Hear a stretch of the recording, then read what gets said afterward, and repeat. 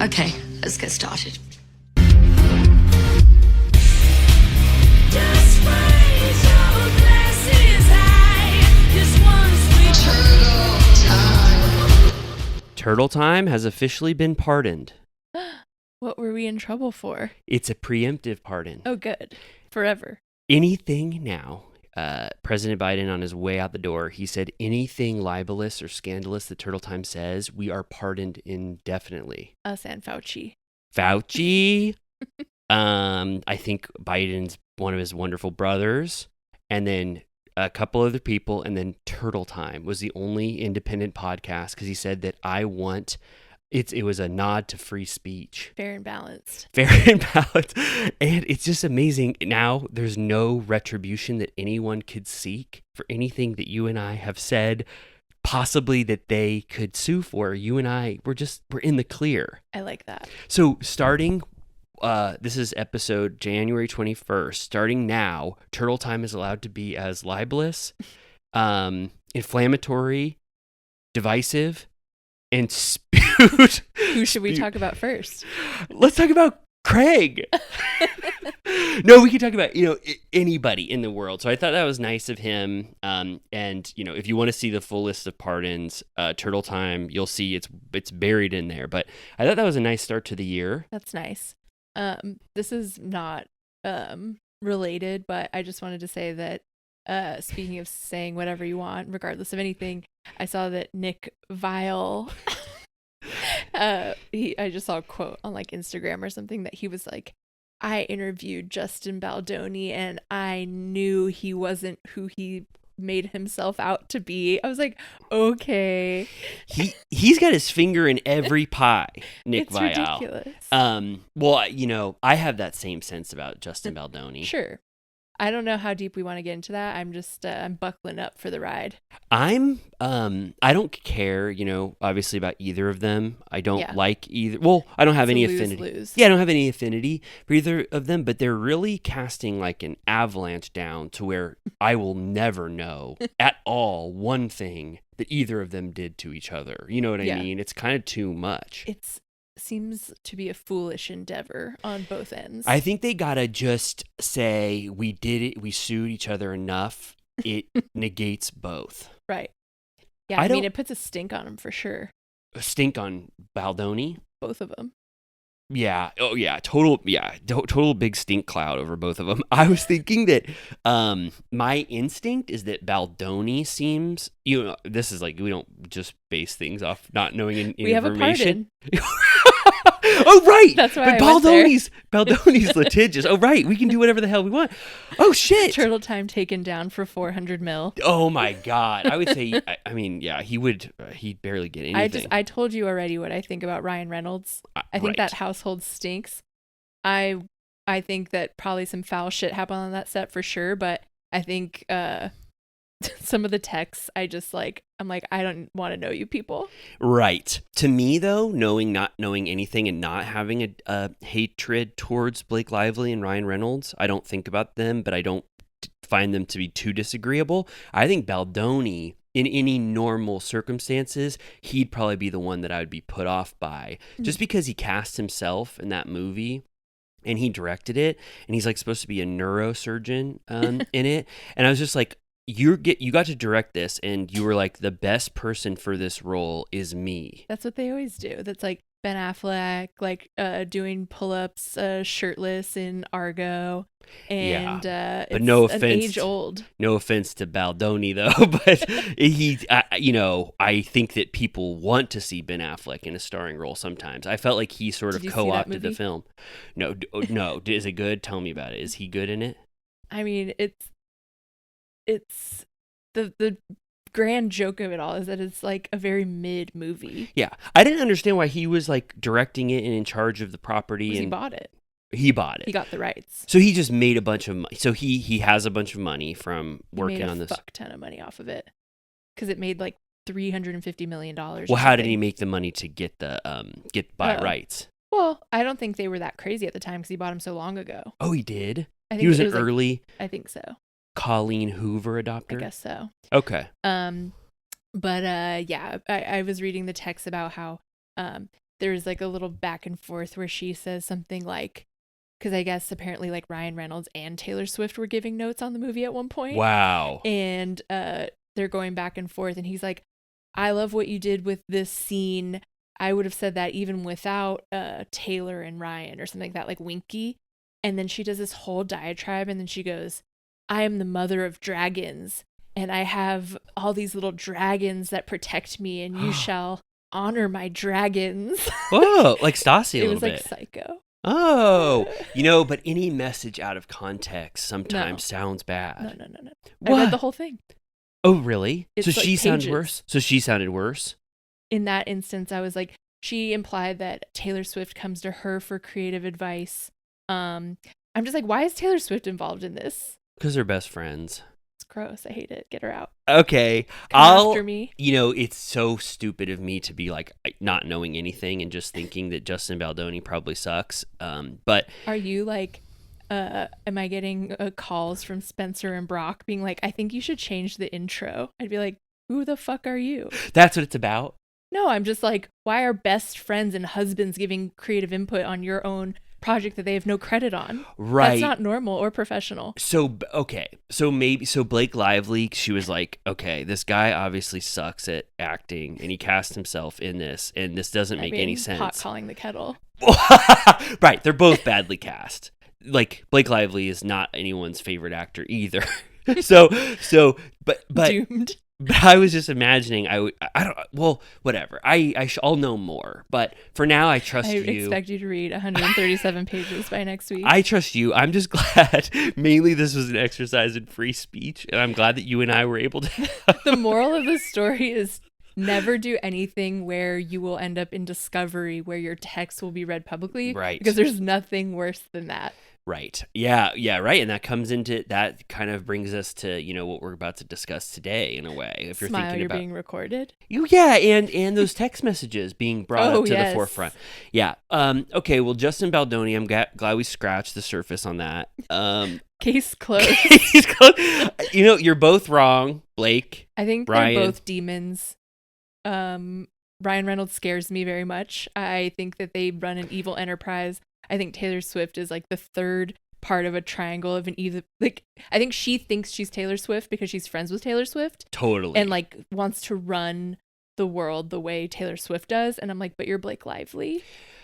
So there's this what's that called? There's this sort of she has a different opinion of herself versus One could say. Yeah, I was just thinking like she's like, look at who I have in my corner, like you said. Like I have Ryan Reynolds, star of Deadwood or Deadpool and Wolverine. Obviously that thing was He wishes Deadwood. Yeah, he wishes. He obviously that made $1 billion. I got Taylor Swift, one of the best songwriters of all time. You're Justin Baldoni. Yeah. The power is over here. Yeah. And Justin Baldoni was like, no, I love this movie. I love this property. I'm the perfect person to play it. I don't want any notes from anyone. Right? Yeah. I mean, it's one thing to like have notes about your role, but it's unorthodox, I would say, to rewrite and recut the film as an actress. All right, I'm on Justin Baldoni's side. But what about that stuff? You think that stuff that was bubbling up where Blake was like, he was talking about, I'll say it because I don't care about libel anymore.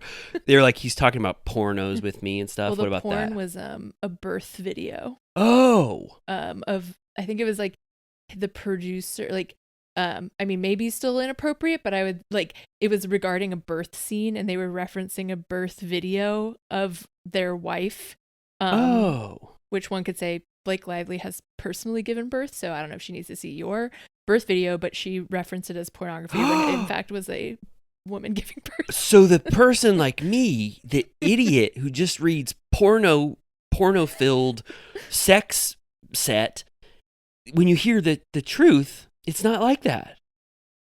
Yeah, but I mean, who's to say what like the ins and outs? Like, it's so hard to prove like shit like that because it's like, I don't know what was done with malice. Like, I don't know to what degree she was made to feel uncomfortable. Like, she says that she was, which I'm like, right. I don't know. But there's just, that's why it's such a daunting undertaking to look at the back and forth because he has like a text for everything. Yeah. Like, certain things were left out of that New York Times piece. Where they said that the PR people were like, let's put a stink cloud over Blake Lively so big that she can't even waft through it, right? It was stuff like that. Then they put like a little upside down emoji smiley that the New York Times redacted. Really? To to not get the context that they were joking. Oh my God. Speaking of free press, what the hell is the New York Times doing? Oh my God. I'm just saying, I mean, it's so complicated. People are going to come for me. I'm just saying, like, I think this is going to be like a lose-lose situation. Yeah. Like,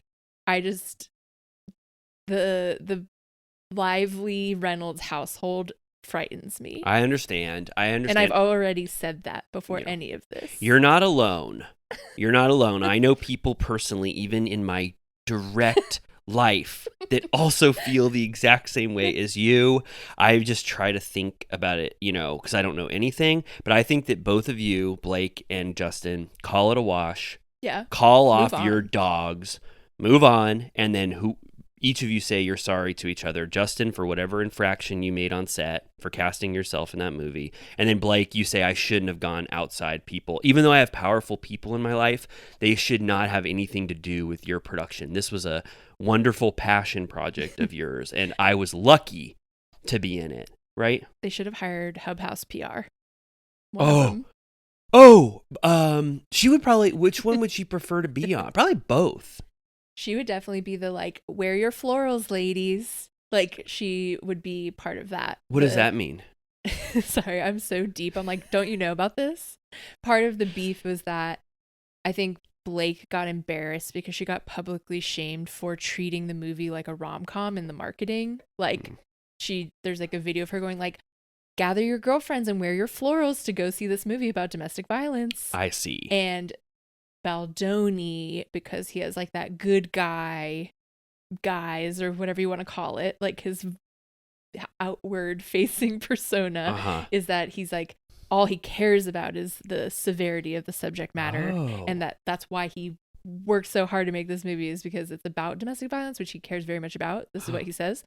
And so he's like, we need to lean in more to that. Whereas there was like another camp that was like, she's like, I wore like funky fashions, which say what you will about her overtaking of the wardrobe. I could talk about that for 400 years, but she said, I have some ideas. She wore almost exclusively her own clothes. So I'm sure that the wardrobe stylists have plenty to say about that as well. Wow. So I've barely scratched the surface of this. There's a lot. Wow. Well, I just keep... One could say I need to get a life. No, I think it's interesting. It was just one of those pop culture topics that was too much for me, the layman, to I've had like a few over the past, what has it been, like a month now? A couple of like hangover days where I just like stayed in bed and read the whole discovery. Right.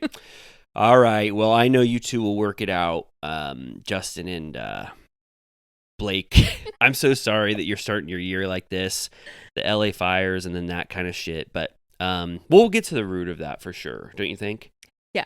I'm going to start texting you about my dragons. Sure. Whenever we disagree. Okay. I'm going to be like, trust me, you're going to want to be on the side of my dragons. Yeah. All right. And that means you're like your Stan army, right? Yeah. It was kind of a threat. Who's the Blake Lively stans? I don't know that there are any. Okay. Because she was an Age of Adeline. Oscar winner. And Swept the Oscars. It didn't, right? No. Okay. Yeah. Blake Lively, and she was in The Town. Shitty career.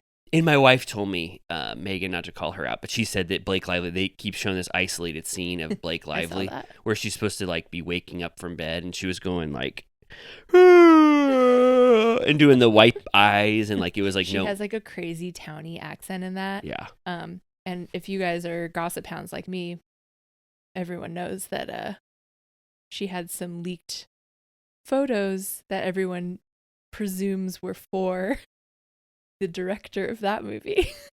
Who was the director, Ben? Blake. We have a pardon. Blake. What do you call it when you're spreading libel?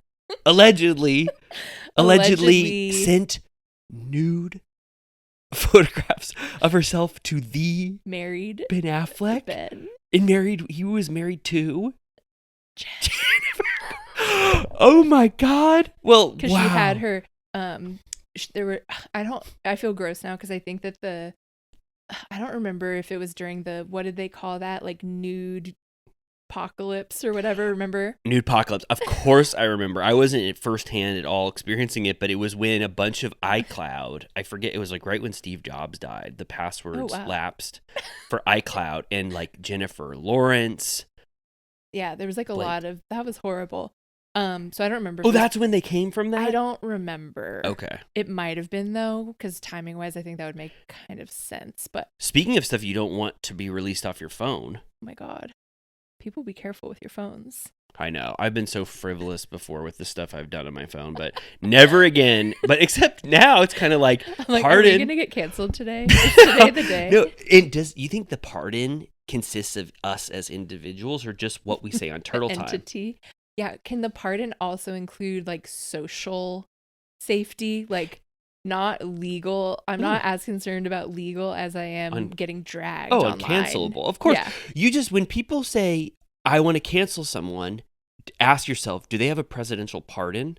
If yes, you can't. The flow chart. It's yes or no. I would like to cancel someone. First ask yourself, are they presidentially pardoned? If yes, it's a small club. It's awesome. Us. I don't even know who else is in it. You said Fauci, and then fucking Bo. Who's that? Bo Biden. Oh, he's the one who passed away. Oh my God. Hunter. Hunter. Yeah, it's okay. That's all right. I had Bo on my mind. I was just looking at a photo because his grandson is named Bo also.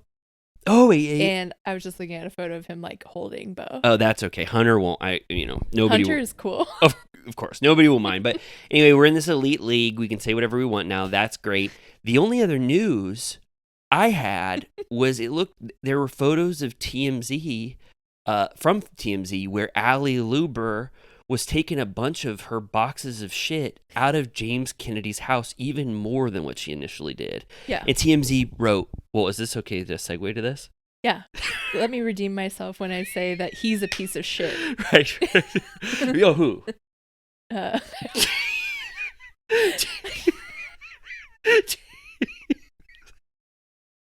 James Kennedy. My brain was like, Justin, Jamie, Baldoni, Jamie Foxx. Sorry, I think what I'll give you is that I transitioned pretty quickly out of Baldoni talk. But the other news I saw, speaking of, not even speaking of gray areas, speaking of morally reprehensible behavior, I saw Ally was taking a bunch of her boxes of her shit out of James's, and TMZ goes, you only go back twice to a house. What? TMZ made the assumption, you got to see this, and if it's libel, who cares? But it said, not a lot of people, when they break up, they bring some stuff out of the house, the initial thing, but TMZ said she came back for seconds to grab more shit. So more cat litter. Yeah, so probably anything. And so it was like round 2 means most likely they're broken up. I mean, you know what I mean? And I mean, I think that that's the best for both of them. Yeah. Definitely for Ally. Yeah. Definitely more for Ally. Yeah. But yeah, so I think that that is the end of their relationship if we take those photos to mean that. And I thought, it's just kind of wrapping the end of the James and Ally story, because we were kind of left on a cliffhanger. Ally was like, 2025 is the year of transitions, but we didn't know officially if they were broken up. But I think we probably can take from that they are, I would say. Yeah, I wonder what his next steps are going to be. Like, are people going to... Because he's already starting below zero, because it would be one thing if he was still on the show, although they would have to fire him probably, almost certainly.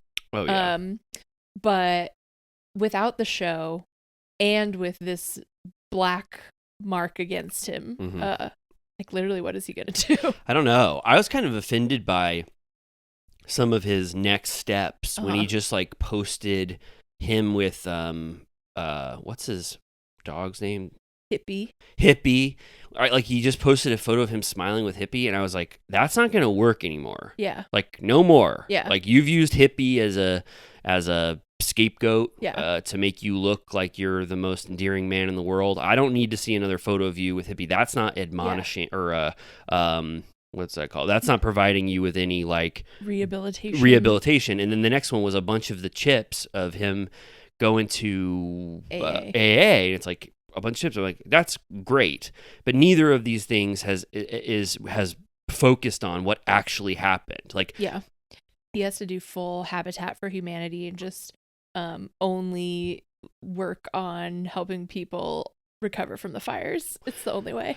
Yeah, I mean, even that though. I mean, it's like this is a big one. Like, you can't just do whatever you thought PR wise to get out of this. Like, it's too much of a big deal, and I don't understand why he's treating it so lightly, given what happened. But anyway, we don't have to talk about horrible stuff like that. Was there any other news that you wanted to? We were talking about earlier. It's not that exciting, but there was a brief window for like a couple hours when Jax was the only American celebrity on TikTok because he bragged that he made his account in Canada. So he got to still be on it during he was trying to wheel and deal and be like, if any brands still need somebody out here, I'm here. He was going nuts. He was like creating new trends on his own that no one could recreate. He was saying a bunch of just doing a bunch of stuff for that 14 hours that it was down. How did you feel during those hours? Wow, what a question. You're making me think. I didn't think I thought exactly what happened would happen. I didn't think there would be an outage, so that was shocking to me, but I was pretty certain that it was coming back, and it came back even sooner than I thought. Yeah. I know. It didn't really make sense with the storyline that if they were going to say it was because of Trump, then wouldn't they have to wait until he put his hand on the Bible or whatever? Yeah, it was so weird to see an app that was saying like President Trump needs to save me, please. It was like Trump. I think Trump's coming Daddy tomorrow. Trump coming it was through. like, sorry about the outage. Trump is coming tomorrow. He says, I think he's going to fix the app. It's like, huh? What apps have ever said what the president is? It's so, that is almost like, it's really scary. That's almost like them admitting that we're doing some weird, of course, fucked up shit. And that guy is at the fucking inauguration. Yeah. I'm conflicted about TikTok. I just think that I do. Well, I don't want to get into this. I mean, I know I have a pardon, but I was. We now need a Trump pardon too. Oh, I know, because he might figure out a way to circumvent the pardon status, but kill. I don't know about the TikTok. I was gonna say something else, but it honestly though, it did feel for a second. It felt like we had all lost electricity. Yeah. Did it feel like that to you? Yeah. I was like, how can I communicate with Amy again? It's like a major, like almost a public. What do you call that? Like a public public works. What's that called? Like what's a utility? It was almost a utility. I was like, do I turn on the TV?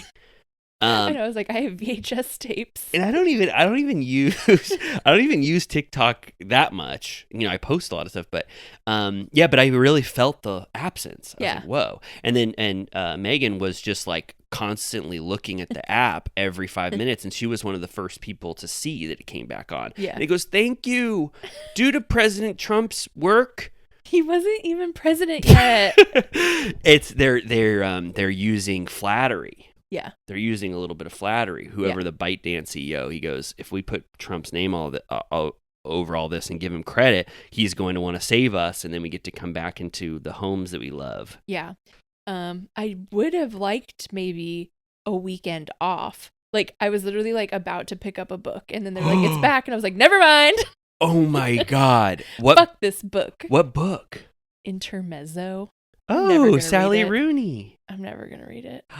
I'm supposed to read it for like book club, and I downloaded the audiobook, so I was like, then maybe if I in tandem have the audiobook and the real book. I'm like, I'm not gonna read this shit in a week. You can't. I brought it to Europe, never opened it once. Oh my God. Did you never, okay, so you haven't even read the first sentence? No, I have.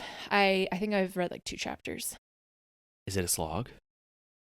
I just like haven't like hit, I don't know what my like hook in is gonna be, because it's kind of like, it's just kind of like it's not like a, I think I need to read like a thriller or something to get back in the mood. Yeah, if I don't like it in about 25 pages, it's, it's representative of the entire book for the most part. So I would DNF that thing if you don't love it. But I think it has more to do with my attention span. Okay. Yeah, maybe you need to read a John Grisham or a Lee Child and get you right back in. You're like, oh my God, what the hell is Jack Reacher up to now? He just punched a security guard in the head. I've been saying this the whole time we've had a podcast where I'm like, I should read like a dumb book. Yeah. And then I still don't. I'd give you, I would recommend a dumbass book to get you right back in to start rocking and rolling.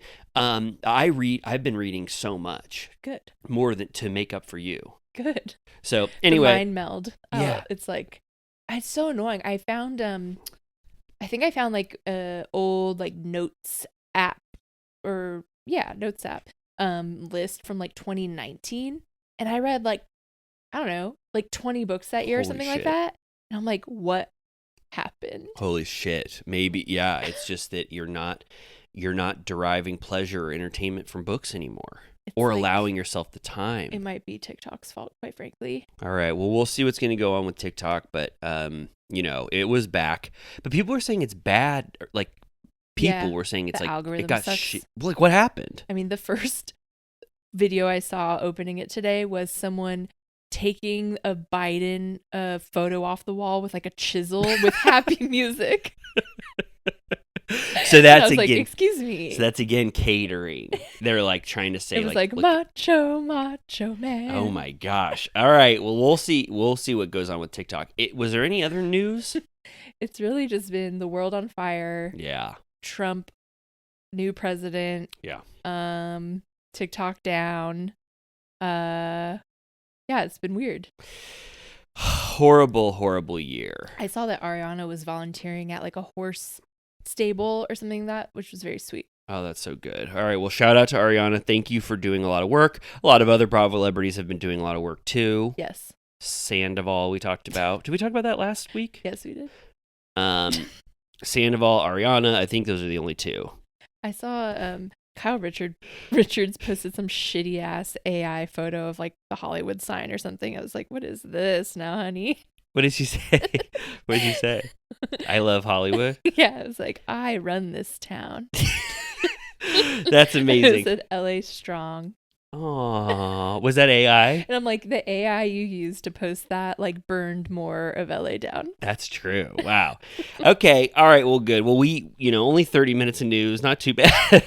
Oh my gosh. Like whatever the account was that she shared, it shows all of these toys that presumably are being donated. And look, they're like blue little bunnies in bags. They look like the Kim Richards bunny. Oh, wait, this is the site that Kyle advertised from this EF collection. And what they're giving away is these beautiful, cute as hell, blue bunnies and pink. What are those? Like bears or something. I was just arrested by how the blue bunny in a bag. That is, yeah, of course, just exactly what Kim Richards, what gave back to Lisa Rinna when she didn't believe Lisa Rinna's intentions. That was amazing. Well, good. Well, okay. How about? Do you feel good about switching to the first thing that we wanted to talk about, which was the Real Housewives of Salt Lake City? Yeah, let's do it. Let's get on track. I feel like we're untethered today, but that's just the vibe these days. Yeah, it's just Amy and I are. Really, we're all going through it in Los Angeles. This is not good.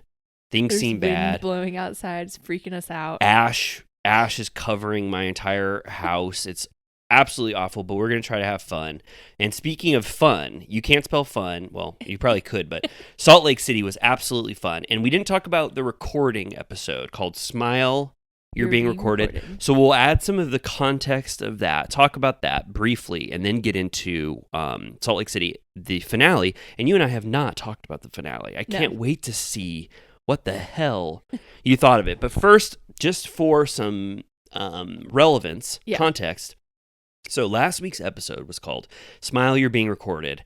And when you think about that title really made sense because the entire episode was really about what Brittany did in that Sprinter van. Yeah. So how do you want to just talk specifically about that, or do you want to breeze through the episode? Yeah. So basically, everyone was getting into it. Everyone was fighting. And then the camera, I couldn't even like understand how they caught the shot of her phone. Like, you know what I mean? Because it was like from above. But it showed that she had her camera open on her phone and it was recording. Angie calls her out and is like, wait, everybody stop. Brittany, why are you recording? And she's like, what? She's like, my daughter got an A on her test and I was trying to send her a selfie video or something. Yes, totally. And it was right when Whitney and Lisa were like flaring up and like really arguing. And so then Brittany does this thing where it's almost, it doesn't make any sense. She's pressing record. She's filming the back of the seat. She did it for about 24 seconds. Yeah. So you can't, really, is there any excuse that's not that she was recording? Like, do you believe at all that she maybe touched the button, thought she was getting ready to take a photo, but then it was actually recording? But then when Angie calls her out and Angie goes, Brittany, why the hell are you recording this? She immediately stops it like with a jump, like, oh my God, I just got fucking busted. Right. So I was thinking like that. I was thinking it's almost undeniable that she wanted to record them, an argument, but I was wondering why. Like for what?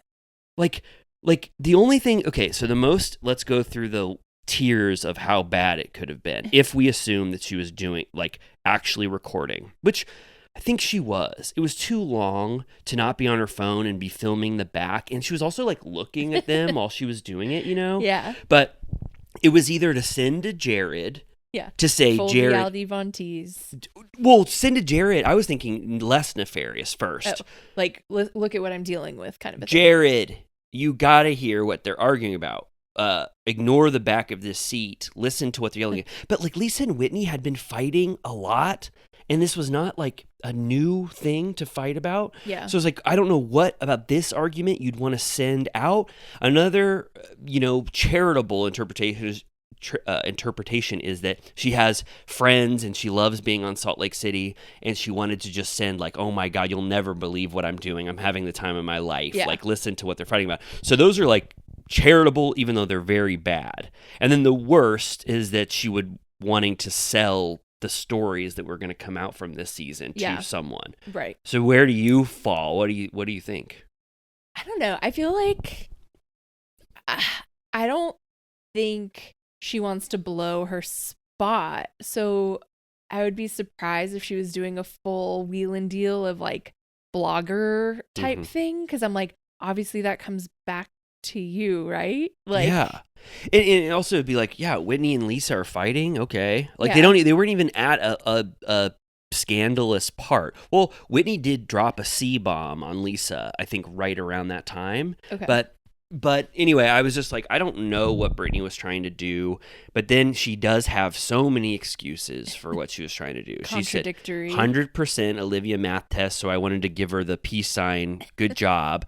Then she said she was recording scenery. Then she said, I was saving it for later. I was like, Brittany, why did you say that? What the hell does that mean? I know. You know what I mean? I know. I just loved how panicked everyone was. Like, Heather starts talking about wiretapping laws. Meredith is like, I've had enough. You are vile. You have to go. Being called vile by Meredith, that means it's the worst thing you could ever do. And she's like, I'm trying to delete it. And then, like, the heart to heart. First of all, she, like, panics at a level I'm like, what is going on? She was like hyperventilating. Yeah. And even Angie's like, she's like, oh guys, I think we went too far. And they all had like it's bad for them. They were reliving the trauma of Monica. Yeah. But I was like, a part of me, I couldn't get the fourth wall out of my head. Yeah. I was just like, all of this is being recorded. It's going to come out in Right. 6 months. Yeah. Brittany, why the hell would you need to record it early to like hear it or save it? They're being recorded actively. Right. You know this is going to be on the show. Right. Why would anyone in this world record each other? Like, Right. So I didn't understand that. But yeah, they were really like, Lisa was like, I can never trust you again. Whitney's like, that's the one thing we've never done with each other. So I feel like how much they were all berating her. I understood the Britney sobbing reaction. Yeah. She sobs. I've never heard, that's about the highest level of crying you can get, you know, on the show. Yeah. I like when she was like, Whitney was saying, how do we know you didn't just send it and then delete it? Which I'm like, I don't know when she had the time to do that. You know, like unless she had recorded something else and then they caught her a second time or something like that. Yeah. But she's like, check my deleteds. And they're like, you can delete deleteds. And she's like, check my deleted deleteds. Yeah. What does Shakespeare say about protesting too much? Yeah. Yeah. She's like, I have some real nasty shit in my deleteds. Wouldn't you think that I would have deleted those deleteds? Right. So, yeah, it was a little thinking about too much. Whitney even, you know, she's like, I don't buy that you don't know how to use your phone. Yeah. And Bronwyn was like, listen, Steve Jobs, I know how to work a phone. What you were doing was really bad. I'm married to the king of fucking BlackBerry or Palm Pilot or whatever. Totally. Oh my God. If anybody knows what a phone is like, it's Todd. So everybody was so pissed. Whitney was the one to console her. And then Britney is kind of like ostracized for the rest of this episode. People are kind of reeling from it. It takes the full energy out of the ATV and the waterfall experience. You know what I mean? Like Heather's like, God, I don't want to sit with Britney now. She was just recording us. So I think let's just say Turtle Time theory is that Britney was recording, but maybe she had semi-innocent intentions of what she was going to do with that video. Right. Send to a friend to be like, look how cool my Puerto Vallarta trip is. Or Jared. Yeah. Hopefully, we hope that Britney wouldn't sacrifice or almost ruin her show experience and or possibly be fired by recording and selling shit. Right. She doesn't seem like she would do that. No, I mean, it would be foolish, but so then by the time they get to lunch, everyone's saying like Britney's story has changed, but I feel like they've like chilled out a little bit. Although Meredith is like, you know, the throw up thing comes up again. Yeah. She's like, I did not throw up and I told you that I didn't. You're a liar. I want to say two things about the barfing thing. Yeah. So first, we found out Meredith admitted what happened, why she was barfing, making barf noises. She was talking to Seth on the phone, her husband, and Seth had just made a joke. And so that was her reaction to the Seth humor. Yeah. She started barfing or trying to barf. Second, I cannot believe that how mad Meredith got at Britney, because I don't know if Britney really had the most malicious intent for saying, I heard you yakking it up, blowing chunks in your room. It didn't seem like it was to imply that Meredith had an eating disorder, right. Which is what Meredith. So Meredith is like, she's completely scorched earth on Britney. Changing her story too. She's like, I was crying about the slut shaming, and then now in this one, she's like, I had a coughing fit. It's like, huh? She said, I was talking to my husband. Obviously, I was crying like the loudest you've ever heard in your life. I mean, I'm talking to my husband. And then, of course, when you're talking to your husband, you have coughing attacks really, really loud. It's like, what were you doing in there? And also, you felt there's sick. There's something going on with her that she's on a journey right now. I don't know what's happening. Yeah, because you were saying, I don't remember when it was, 3 weeks ago. We have a pardon now, Meredith, so come on. Hey, we're allowed to say whatever we want. She goes, she remember you were like, she needed help getting up. Yeah. Her eyes were rolling back in her head at breakfast, and she goes, I'm just on a chill vibe now, guys. So something about, it struck a nerve. Yeah. Something she was doing, coughing, barfing, crying. Britney did hear something, and it makes Meredith really upset that whatever that private thing she was doing, and now she wants to write Britney off for the rest of her life. I don't think they'll ever be better until next season. They don't even end good, even in next week's episode that we'll talk about, the finale. Yeah. Britney has an uphill battle. So then she takes her moment at lunch, and, you know, because they're all accusing her of this horrible thing, and she starts to have this thing where you're like, oh my God, what is she going to say? She's like, there's only one thing I haven't come clean about you on this trip. It was giving Aviva, like, there's only one thing that's fake about me. Yep. And you're like, oh my God, what's it going to be? And she goes, me and Jared do have a physical relationship. I literally like threw my notebook across the room. I was laughing so hard. I was like, like, it was so non sequitur.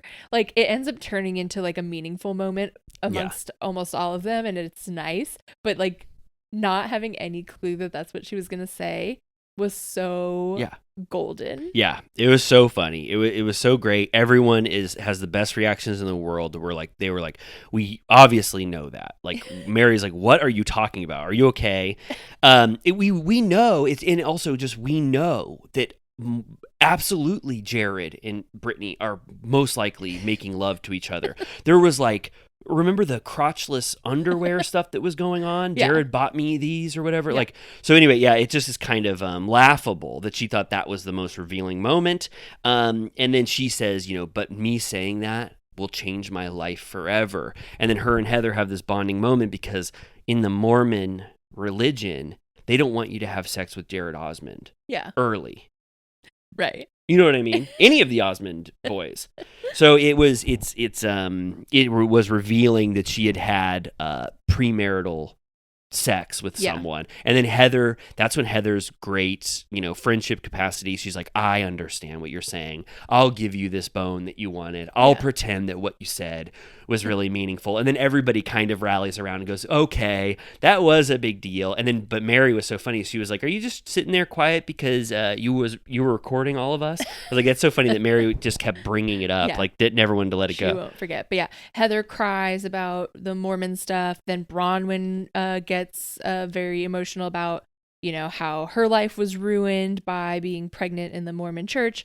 And then Heather kind of ties it all into a bow and is like, this is why we were so upset, because in this group, she basically was like, we see each other. Yes. Like we can't betray each other because we're the only ones who understand this journey or whatever. Yeah. And so then blah, blah, blah, they go shopping. Who cares? There is a sweet moment that solidifies something that happens later where like Angie is, with Mary and she like helps her with her hair. And like there's like little moments along the way where I'm like, oh, I guess they are close. Oh, yeah.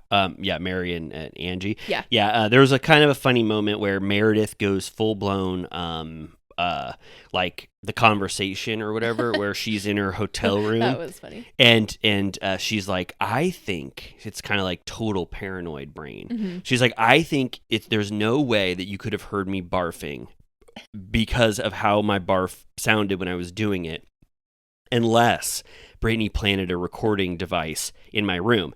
And Meredith is almost, I would say, 7 or 8 out of 10 believing this is quite possible. And then Heather, knowing that this is a wonderful, funny moment, thinks that there's probably a 0% chance. Yeah. But she goes along with this, fun time, and they look all over the place. I mean, Meredith is tearing up the shit out of her hotel room to find if Brittany planted a recording device, but they never find one. Right. I mean, they didn't look that hard to lamp. What? They just like looked under the bed, like there was just gonna be like a microphone under the bed. Yeah, and then Heather was being silly. She's like, "Don't say anything now in your room for the rest of the trip because we don't know what was going on." Yeah. Then there kind of is a little bit of a Meredith gets really drunk at this dinner, and they bring up they're all having kind of a fun time, but then they bring up that Meredith didn't have the best advice when Bronwyn was talking about Todd cheating. And then Meredith kind of spirals and has a major freak out in a way. And she's upset. She's kind of, I think she's just very drunk. And the episode ends with Meredith kind of screaming at Heather for implicating that she doesn't care about cheating. Yes. And then how did it turn out that Mary ended up calling Meredith boring? Oh, Mary says, I'm glad you said this. Mary goes, why the hell would anybody record in Meredith's room? That would be the most boring audio you've ever listened to. Even the FBI would be giving up. They'd say there's nothing criminal happening on here. She goes, she is so boring. And she just keeps digging in on how boring I love Meredith how was. like no one is safe from her. No. Like you think that maybe she likes you or is your friend, and then she's like, you suck. Yeah, totally. Yeah, Mary was just, I mean, like, how is Meredith going to feel when Mary just says she's absolutely no fun? But I thought you were going to ask, why does Meredith, because this will lead us into the finale. So now we're talking about the finale. We're switching over. So I don't know what the finale was called. What was it called? It was called When All Is Said and Done. When All Is Said and Done. I thought you were going to say, why does Meredith have a scratched cornea in the morning? Oh my God. And I think it's possible that there must be a haunting in her hotel room or something, because who barfs, coughs, cries, and gets a scratched cornea all in the span of 2 days. A scratched cornea sounds awful. So she's wearing this huge, what do you call that? Wrap? It's like a Louis Vuitton fur eye mask. But she's wearing it so that one eye is covered. She goes, and then Meredith does full mea culpa in the morning. She goes, I was drunk as hell, as you can clearly see, and I apologize for ruining the rest of the night, because what they wanted to do that night was have Meredith do a test where she was talking and she recreated the barf noises to see if Brittany could have heard, but Meredith ruined that. But Meredith doesn't let that go on. She goes, I'm sorry. I have a scratched cornea now. I don't want to acting like despondent in the morning. Like she's like staring into space. And Heather's like, you ruined my whole nighttime activity. Like she was basically like, you ruined my scene. Yeah, I was going to do something fun. And Meredith was like, just don't even. That's why I came with, what did she say? Like, I'm leading with an apology. Like, I don't even want to.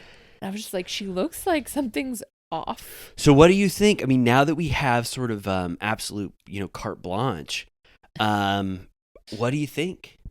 Dude, I don't know. She's a strange woman. She always has been, but I feel like something's particularly odd this year.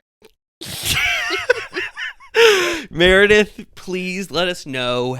There's too many things that Amy and I have to think about what's going on with you on this Puerto Vallarta trip, and what you're selling us is not matching up with what we see with the scratch cornea. Were you barfing? So let us know. Were you just sick as hell in Puerto Vallarta? Sick and you didn't want to admit? Right? Speaking of Puerto Vallarta, did you see the clip I posted on stories right before I got here? No, what was it? Vicky, as we know, lives or has her place in Puerto Vallarta, and her brother Billy came to Mexico with milk, a gallon of milk in his suitcase, because he said that they don't sell milk there, which I don't know if that's true. But she said that he always brings milk. It doesn't matter if it's not true, first of all, because we're allowed to say it. But is deep freeze? How do you carry milk? It had an ice pack around it. Just an ice pack? Yeah. That's the one thing. Milk is one of those things. It's if almost. If you're coming from LA, it would be okay. But I think he lives in Chicago. Chicago. Let me do the milk math. Chicago, ice pack. Chicago to probably have to have a stop, right? I don't know. Just one ice pack. I would do, you can't bring dry ice on a plane, right? That could cause an issue. Right. So Billy brings his milk to Puerto Vallarta because they don't have milk. Maybe they don't, well, I don't want to speak ill of Puerto Vallarta. Why is Billy making Vicky me think about the milk? Don't they, because they have Costco in Mexico. She was like, can't we go to Costco? He was like, no. And on this trip, the cast is clearly drinking milk in a lot of scenes. Cappuccino. Yeah, and I think Heather ordered just a big glass of milk. So who knows what the hell? Baby girl. I don't know if I can trust Yeah, Billy, but I love that he cares enough that he schleps it. Yeah. Yes, for sure. Me too. And then I can walk us through this. Heather goes, ding ding ding. All the texts come through. It goes, I wanted to do something for Lisa. So Lisa's going to get an absolute kick out of this. We're all going to dress like her for a brunch. So get all your shit together, you know, make you look like her, right? It's strange that this wasn't even for her birthday. It was just because she planned the trip that she got this big of an honor. I think this trip was a Heather and Lisa production because halfway through, Heather kind of becomes the host. Yeah. Heather does the ceviche making.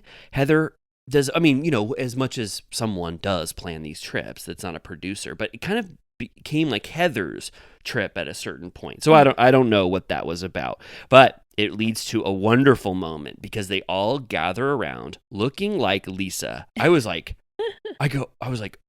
which one's Lisa? Right?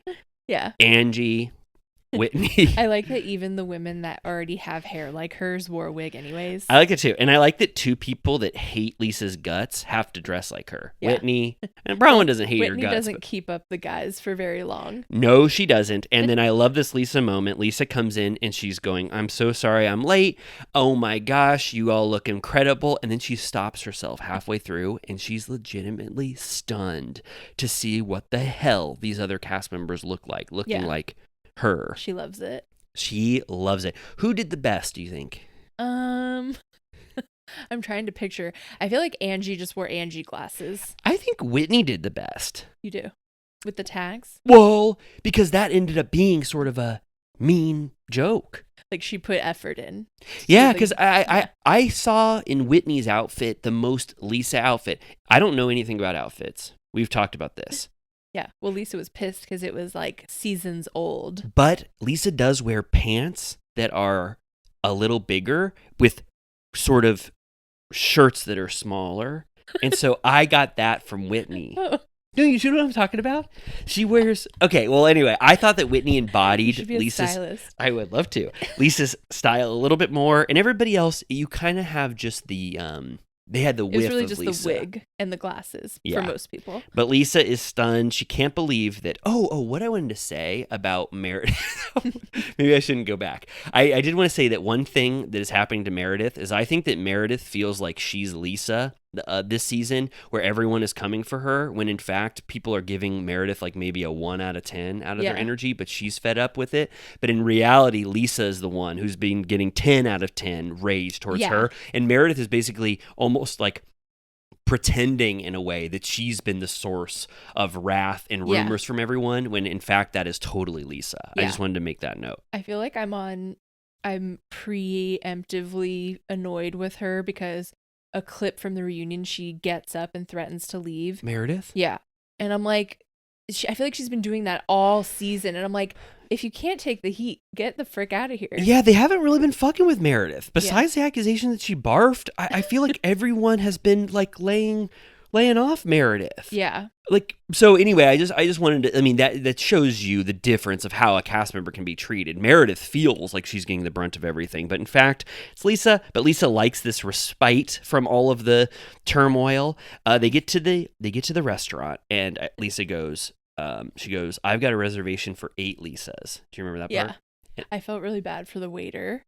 Oh yeah, because they're going, "What do you have the best that because we want the best?" And the waiter goes, "Lobster, order the lobster." And they go, "I love that. And they do it maybe 15 or 20 times to everything he says. You're confusing him. Stop. Yeah, because he thinks you guys love everything. But in fact, what the fuck is going on? But in fact, the reason why they're wearing all those wigs and they're dressed like that is because they're trying to resemble.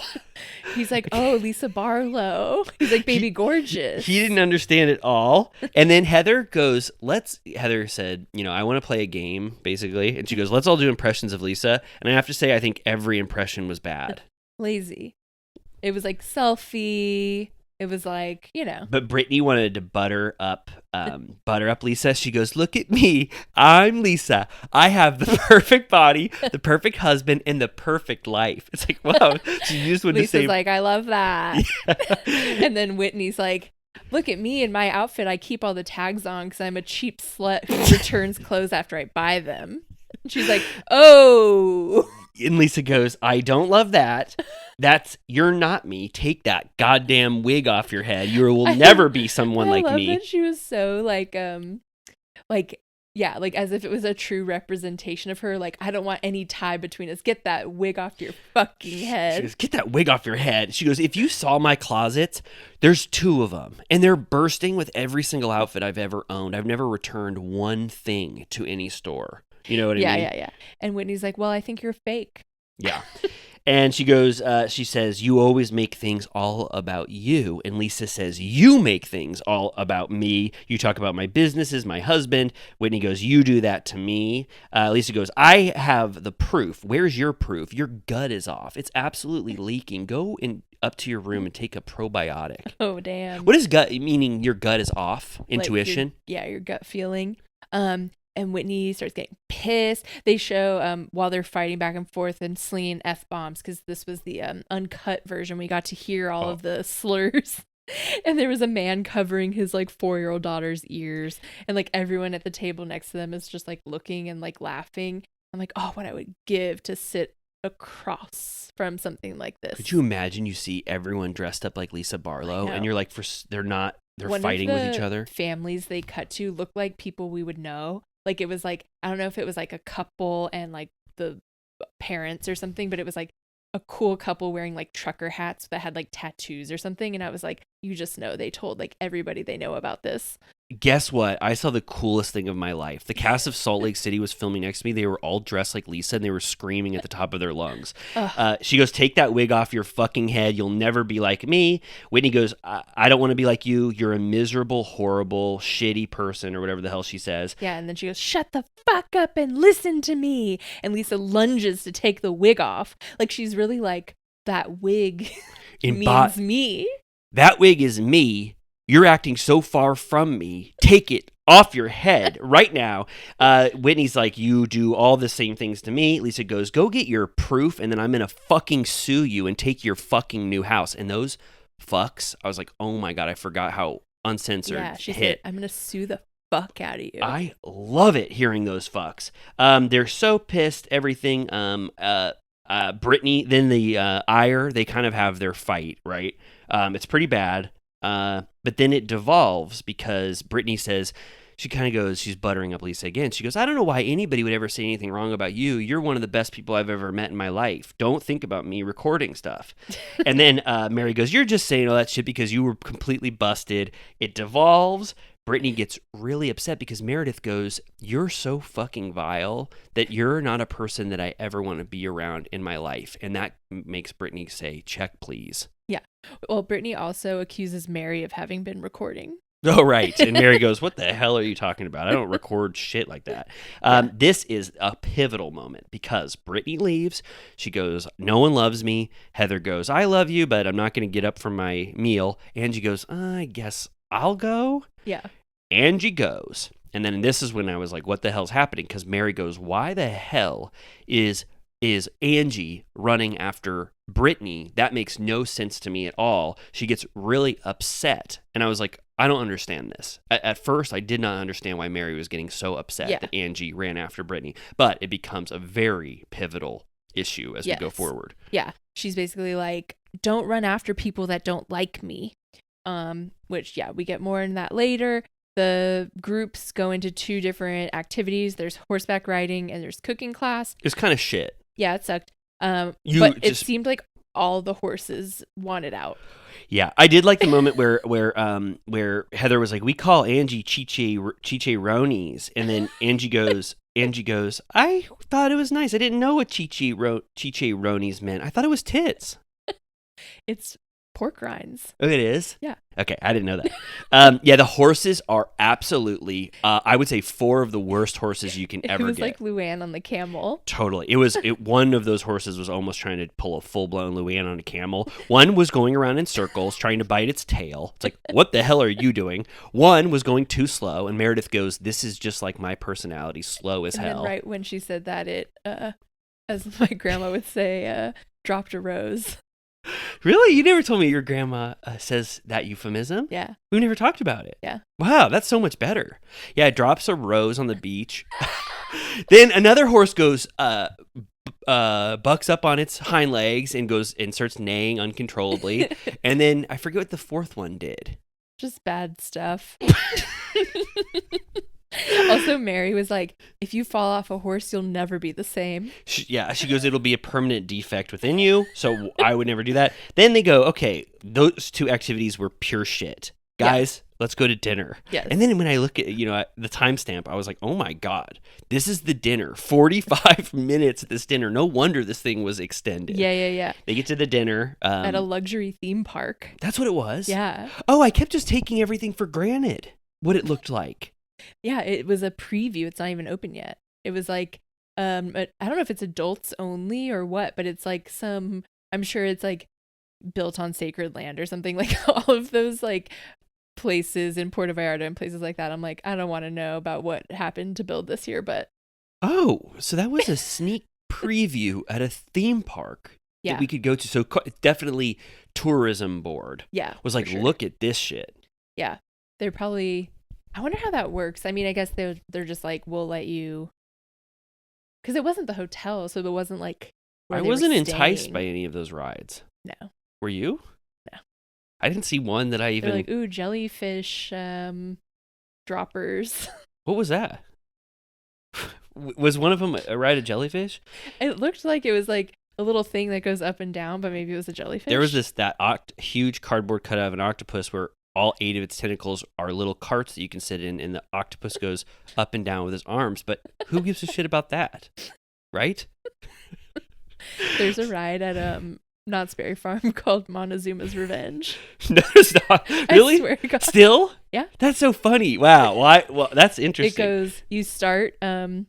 You go backwards up a thing, and then you do a loop. Wow. And then you do it backwards. Oh, okay. Yeah, Okay. it's very simple. It replicates Montezuma's sort of one of his campaigns, I think, right? And then you'll have diarrhea after. Right.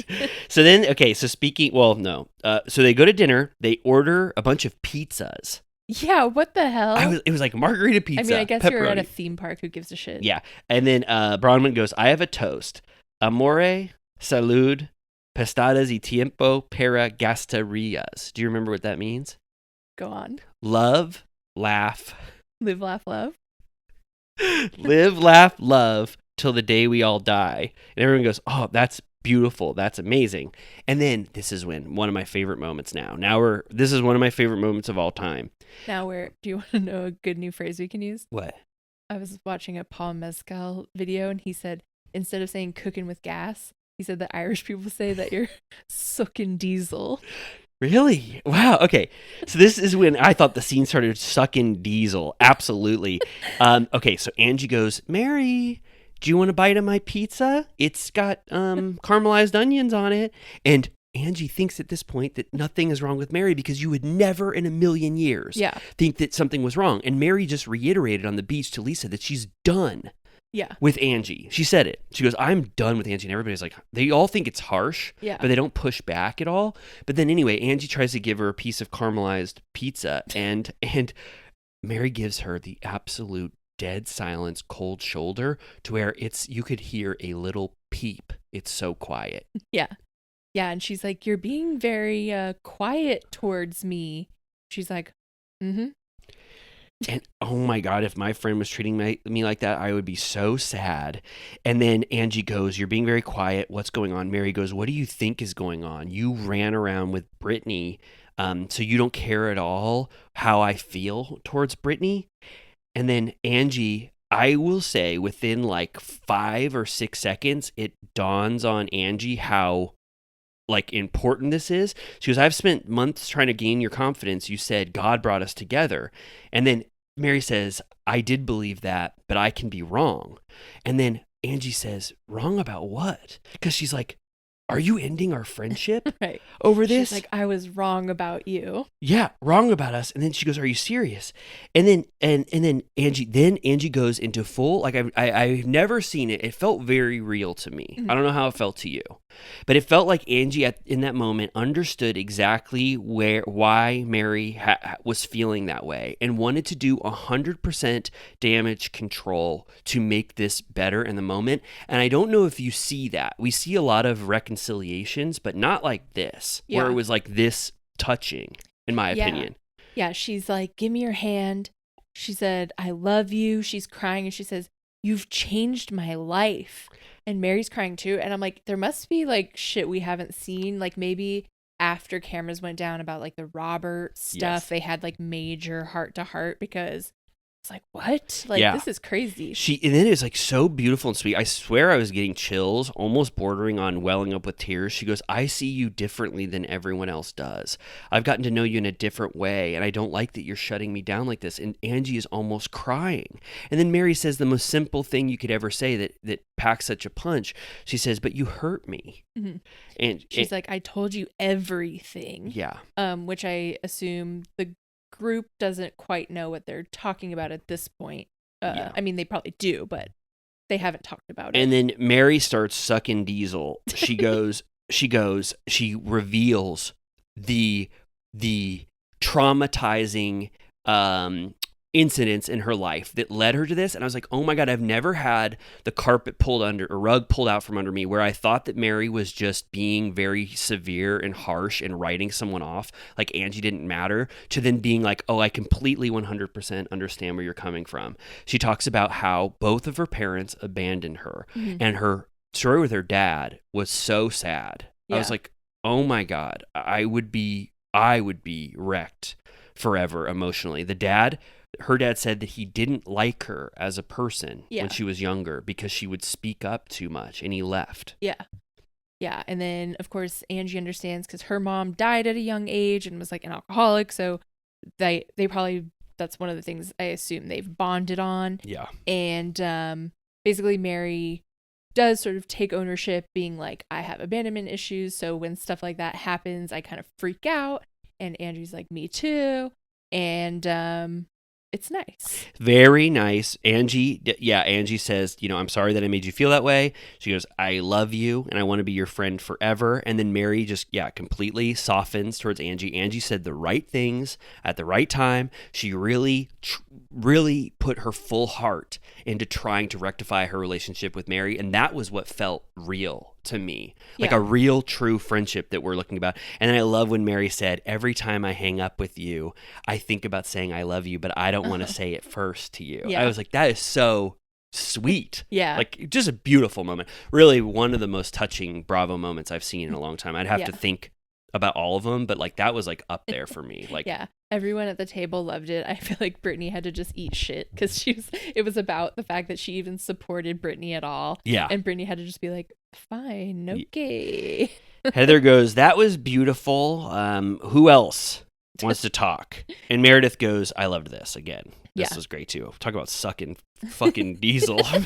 Meredith goes, I have a concern, Whitney. And I was like, oh my God, Whitney's going to get some wrath from Meredith. Yeah. That same piece of shit that reached out to you, that liar, blogger who told you about the Alibaba shit. I've known that guy. He's one of the biggest, most dishonest liars I've ever met in my life. He told me that he didn't tell you he had proof that Lisa was behind the Alibaba shit. So he told me different from you. And Whitney says, I have proof about that. And I was just like, wow. So Up and Adam, or whatever the hell that account was, lied to Whitney and told her that a certain tequila brand owner was the one behind the Alibaba shit. Then he went to a party or whatever, or contacted Meredith and told Meredith that he never said that. So he's basically lying to two different cast members to get as much impact on the show. That's how I read it. Right.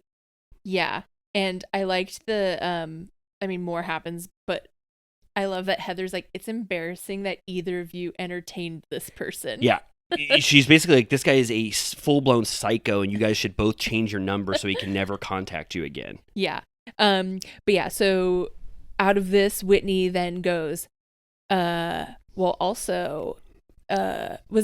said he said that Lisa fed reality Vontae's? No, because then she's like, well, guess what? I reached out to Monica. And then it's like, oh my God, we're back in season 4 finale. It's seriously like, that changes the mood and the tone to them trying to replicate season 4 finale. For me, it felt like that. The entire vibe shifts. It's addressing Monica. It's addressing what they've all been through. It's like the whole season was like a completely different vibe.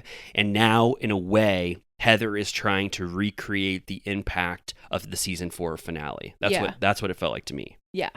So yeah, she's basically like, that guy is trying to turn you guys against each other. We need to support each other in this group. Like, we have to put on our armor against the outside world because we're all targets. And she's like, we made fun of Monica for having a burn book, but guess what? We all have a burn book on our phones. And I think we should show each other the worst thing on each of our phones about someone at this table and let them read it to the table. Yes. She also says, she goes, look, we're all obsessed with proof and we all want to find receipts. And there are some screenshots we might find. I'm like, you're literally trying to recreate the receipts proof timeline or whatever the hell to spark up the viewer's interest to make this reminiscent of season 4. So I have to be fully honest and say that a part of this introduction to this section of the dinner felt a little phony. Sure. To me. To you as well? Yeah, I mean, the setup, it was like ridiculous. It's like, that is not a normal thing to do. And second of all, I was like, it felt almost like they were like prepared to have the text that they were going to read, because I'm like, where would you begin to choose? And some people chose like total like Britney's is like so frivolous, but then other ones are so like Whitney's is like a full new plot opener. So it's like they were too ready to know exactly which one. I agree. You know? I felt like the shadow of season 4 and that finale was hanging over this one. And Heather was the leader of that huge reveal in season 4. And so I felt like the producer and whoever else worked with Heather to have a very impactful end to this trip, and they work together to think, is this the most like shocking thing we can do with our time, because maybe there's not going to be an explosive moment in our finale without something like this. But you're right, it just felt too forced. It didn't make any sense. In the analogy, even to bring it back to the Burn book, it's like acknowledging that season 4 happened and referencing the finale again. So let's all read the worst, shittiest things we've ever said about each other and then be done. It's like a cleansing exercise. Which, like, some of them are so not a big deal. Like Mary's, I was like, Mary is so fucking mean. There's no way that she doesn't have some more heinous shit than this. And they all got one for someone else, right? For the most part, it was organized. It wasn't like all about Britney. So it's like they probably had a half an hour where they got to choose what they were going to do. Hold on. So I believe that I believe that the prompt was new. I believe that a producer would still spring that on everyone, because each person has a different interpretation of what that means. Yeah. And Lisa definitely cheats in a way to get out of the impact of it. So I think that Heather sprung it on him. I just think that the way we got to this point felt a little artificial. Mary says, Heather, I assume everyone has meaner stuff also than what they actually read. But Mary has one for Heather. You've changed.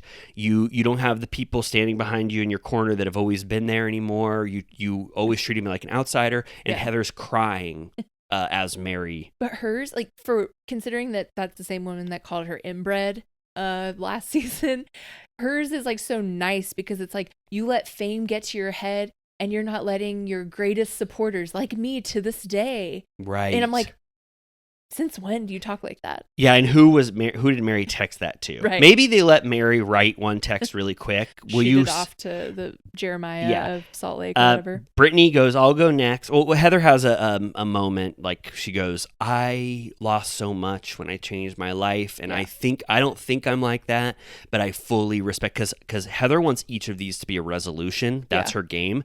That's part of this exercise. So she says, I will change that. I value you, Mary. Mary holds her hand. It's a sweet moment. So that's like what Heather wanted from this. Yeah. Brittany does a funny one. Brittany goes, I don't want to have, it's a text that reads, I don't want to have tea with Mary. I wish I could have tea with Bronwyn instead. Yeah. Mary's like, when the fuck were we going to have tea? What are you even talking about? And then Bronwyn's is mean. So that felt real. I'd say it's a 7 out of 10. It felt real. She goes, Brittany is emotionally manipulative. She parentifies her children and trauma bonds in all of her relationships. I'll be honest with you, it makes me very nervous and embarrassed for her. That's pretty brutal. Yeah, it's brutal. It would have been, okay, it would be, I kind of want to rank these after once we've said them all. I think it's the third most brutal. It's the third most brutal. I will say, I won't step on it, but it's not as brutal as what we're about to read. Yeah. Angie, I'm just going to say the library is open. Like, it was like a full like drag queen read. Like I was laughing. Like I was like, oh my God. Yeah. Angie said, I wrote a little ditty about Bronwyn. She said, just so you know, I wrote this in a moment of hurt. And Bronwyn is like, don't worry. You know, you can say it. We're all reading these. You don't have to preface it. And it's like, well, Bronwyn, wait. Wait till what Angie is about to say. Angie can turn a phrase. She goes, I love Bronwyn's business plan, marrying a guy with one foot in the grave and the other one on a banana peel. I'd rather be self-made like myself. And like Bronwyn's like immediately crying. She's like, she doesn't listen because her ears are pinned back so tight she can't even fucking hear me. She's like, she wore that goddamn hot dog outfit to show she sucked her way to the top. I was like, So that is the meanest text But that at I least think it slays. it's amazing. It is so eloquent, powerful, funny. Everything Economy about of words. Just it's a 10 out of 10 text. It is absolutely, it makes you laugh out loud because it's the most shocking thing that can be read by someone that you said something that's about. what you expect to find when you're like, what's the meanest thing on your phone? That's perfect. It's so well written. It's Yeah. and she sent this to Heather, I think she said. So now people have been wondering this. Todd has one foot in the grave. We know what that means. And his other goddamn foot is slipping on a banana peel. What the hell does that mean? His time is nigh. That's what it means? Well, it's like he's on the one foot he does have on Earth is slipping. I thought it was just to provide a humorous visual because instantly when what's funnier than a banana peel? It's so funny. It's one foot in the grave. I've never heard someone say one foot in the grave and tell us what the other foot is doing.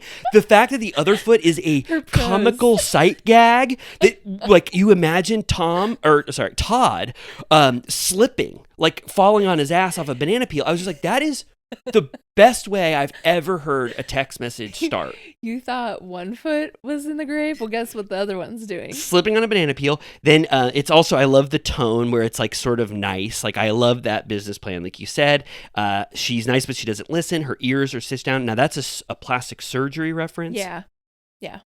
Okay. So that's like really mean. Yeah. I don't even know the implication of that, but it's like, Well, yeah. Just I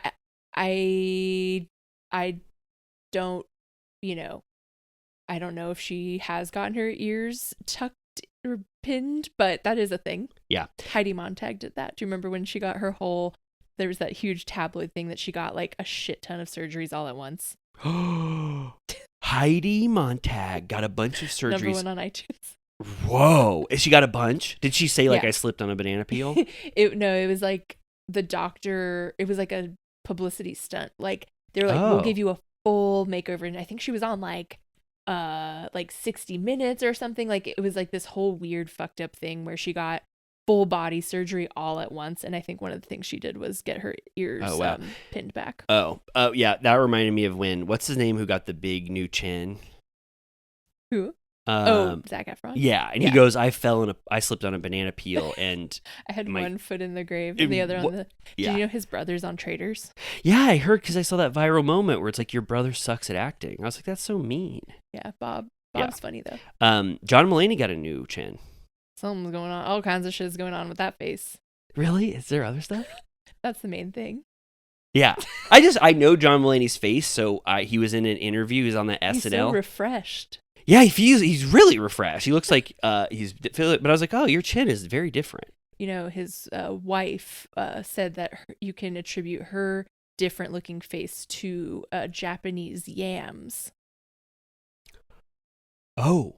Nothing more. When I'm looking at Olivia Munn's face, just imagine that she's been eating a lot of Japanese yams, and that explains what happened. Yeah. Why don't people say I had surgery? I would. Me too. It's gatekeeping. Yeah. Don't you think? Yeah. It's like because it's like embarrassing. We for talked about John Ozempic. Mulaney. Yeah. It is embarrassing for John Mulaney. It's so like you're different. a comedian, bitch. I know, but he wants like the full blown Marvel superhero chin. What's happened to him? Yeah. Well, we'll talk about that, and we're allowed to say what I just said. Okay. Then. Okay. So that was mean, and I was like, oh, okay, that is the best thing I've ever read. So at this point, I was almost like, I don't care that Heather made a shitty game. It worked in our favor. Yes, because we got some of this stuff. Angie covers her face because she's almost laughing at how egregiously offensive her text was. Bronwyn cried. You already said halfway through. Which I'm also like earlier, Bronwyn is like, she says something like, I'm not even a crier, but like Brittany's freaking cried so much that now it's my turn or something like that. And I was like, you cry in every episode. Yes. And we kind of skimped over it, but Bronwyn's behavior towards Lisa is just getting more and more indefensible. The fact that like she had that talk with Angie and Whitney and Heather where they're all talking shit about Lisa, and then she immediately ran to have that conversation with Lisa to tell them that they were talking shit. I was like, you need to work out your relationship with Lisa. It's odd. It's so confusing. Yeah. Next up, we have Lisa's, right? Meredith. And I think she said that Meredith digs up info to weaponize and that it's dirty. But she's kind of like, this was like in the past, like we've worked on it since. And Meredith's like, okay. So Meredith goes, well, given where we were last year, that text makes complete sense. So I will give Lisa 0 out of 10. Yeah. Could you imagine? That was probably the nicest text Lisa has in her phone. Why did she choose Meredith as the recipient when imagine the shit she said about Whitney? Totally. So I didn't, Lisa did not play the game, which you could maybe give her credit because she's like, I'm not playing this like shitty thing where somebody's going to use this against me for the rest of my life. Right. But she does. I don't even remember when her and Meredith were bad last season. Yeah. So it has no impact. Totally. So they're like, next. And then we get Heather Whitney, and she's like, we were in a really bad place. I wrote this in rage. And I was like, here we go. What's it gonna be? And she's like, Whitney is a low-life, thirsty piece of shit. She sold her soul for fame. She's a snake. I'm an idiot for even carrying her shitty-ass Wild Rose products, even though I never sold a fucking one.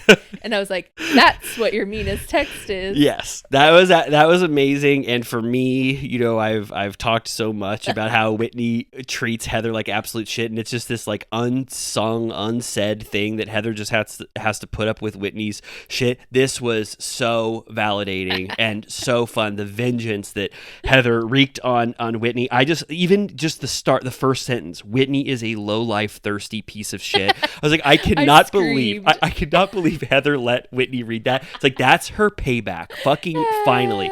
It was awesome. I love that she made fun of her brand. Yeah. I give that probably, if we're doing the ranking of currently, Angie wins. Number 1 with a bullet. Yeah. 2 is this one. I absolutely loved that she made fun of her business and called her a low-life piece of shit. 3 is Bronwyn to Brittany. Yeah.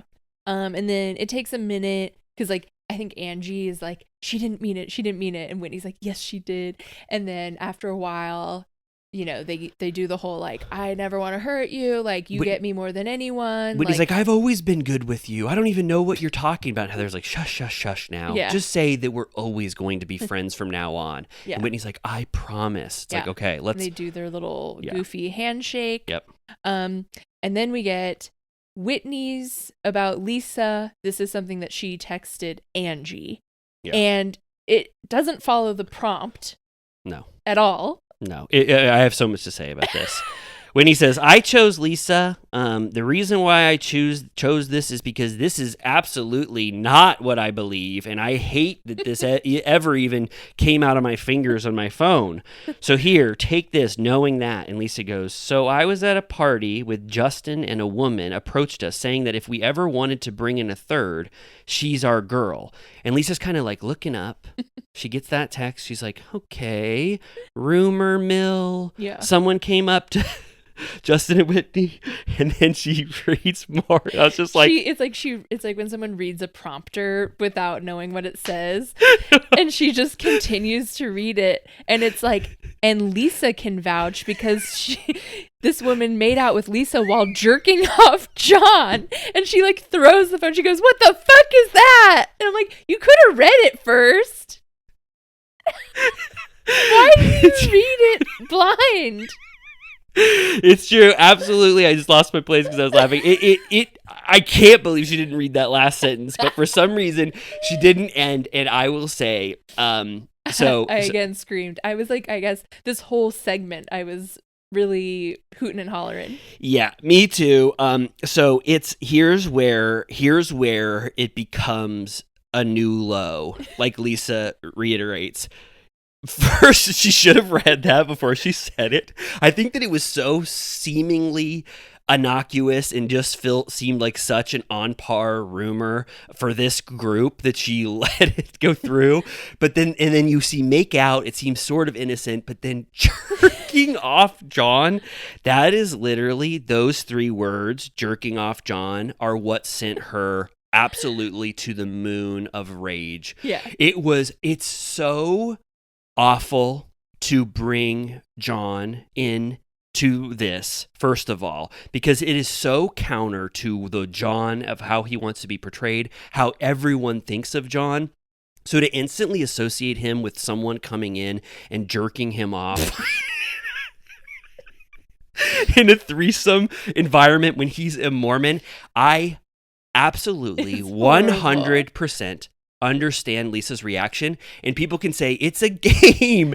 It's the But game. that's not what the prompt was, because that's not even something. If it was like, I bet like he gets jerked off by, some whore or something, it'd be like, okay, well, you said that, so that's your fault. But it's about something someone else said. Yes, it's Whitney brought new evidence. Yeah. A new rumor. She played the game dirty. Yeah, play the game dirty. But she's like, but I don't believe it. Yes. I don't believe it. And she keeps saying that. No, you're not listening, Lisa.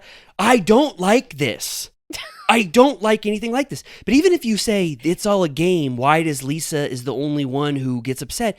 Everyone could have gotten upset if they wanted to. Yeah. If you read something awful, you don't have to participate in Heather's healing journey about it. You could be like, that was the worst thing I've ever read in my life. Fuck you forever. Sure. But it's also like, it's not what she said. So it's like, yeah, if it's something that would have been dead and buried lest she read it aloud on television. Absolutely. There's no excuse, and I know what sticks for Lisa, because she actually starts to think about it more and more. She gets more and more upset when she keeps thinking about those last 3 words. That is what is hurting her so much. Yeah. She cannot believe that she just potentially ruined her husband's relationship by reading that text out loud. I feel like it's because if someone said that about Justin, she'd be like, LOL, who cares? You know what I mean? That's exactly what I thought.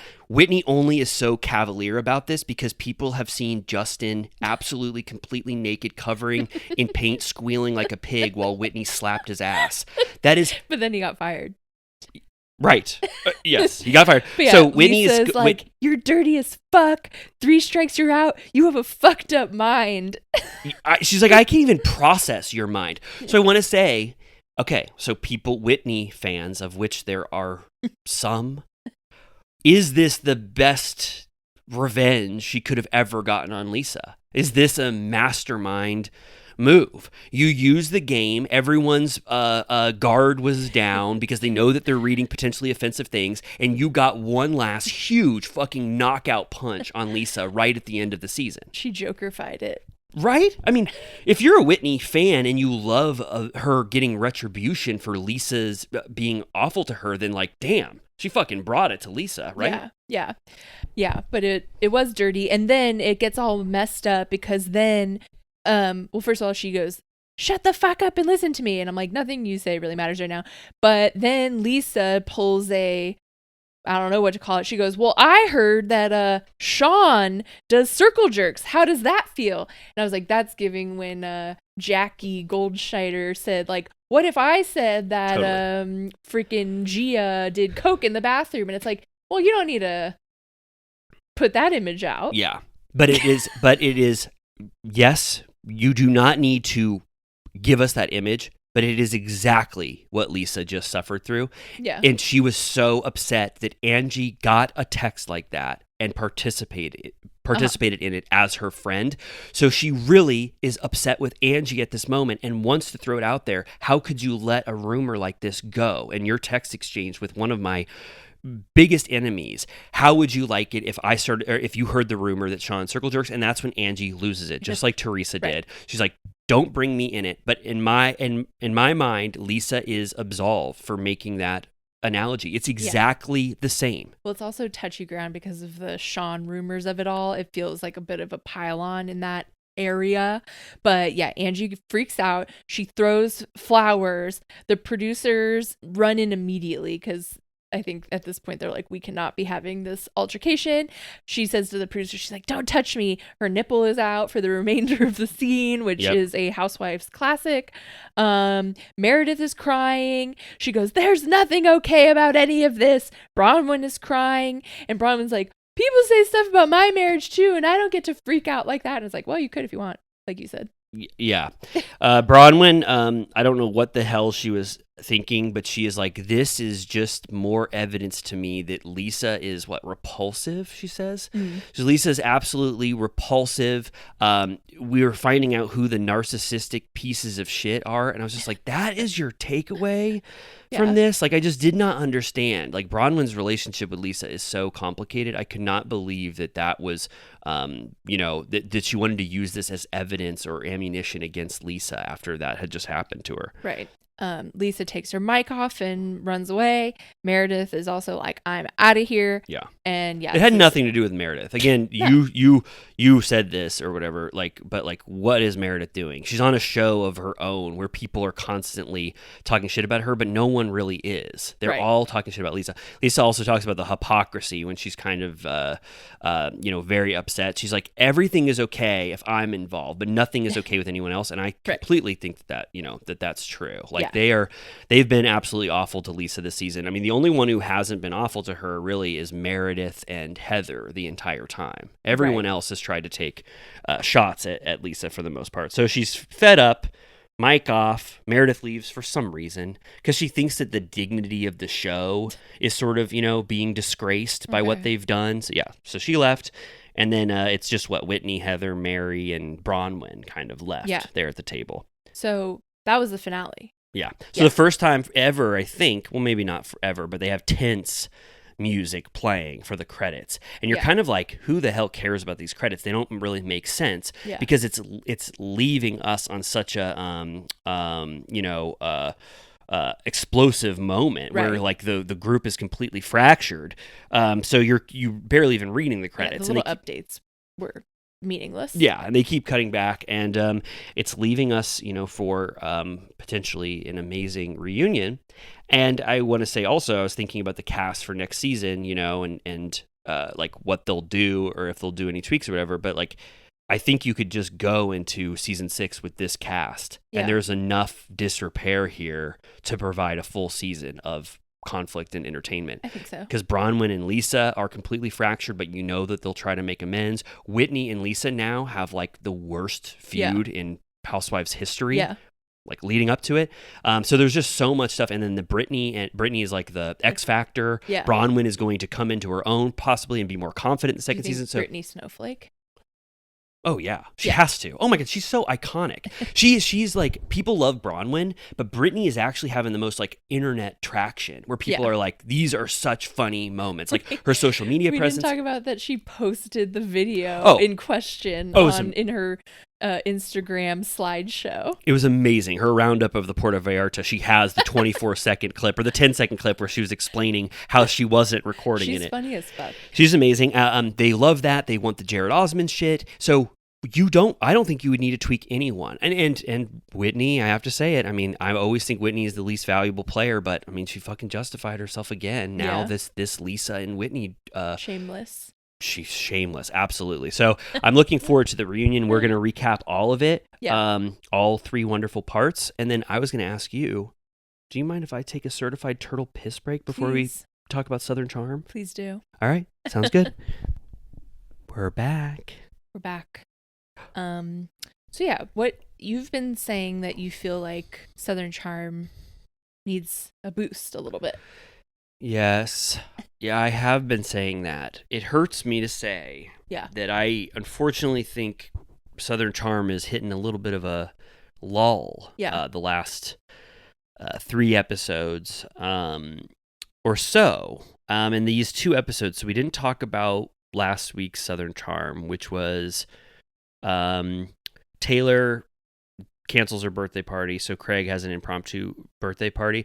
Like, I just felt like that was not a very impactful episode in any way. And then again, making a splash, I was like, what is going on here? I mean, we're really milking the shit out of the Craig and Austin dynamic for the most part. Yeah. Which is interesting to a degree. They're kind of both making a meal out of it. Yeah. But then I've said this before, but the supporting cast, the friend ofs, we're in rough territory on Southern Charm. Yeah. And everyone must know this. They're depending on them way too much. Every time it's like Rodrigo's house, I'm like, no, I don't need to be here. No, we don't do chicken parm scenes with Taylor and Rodrigo's boyfriend on Southern Charm.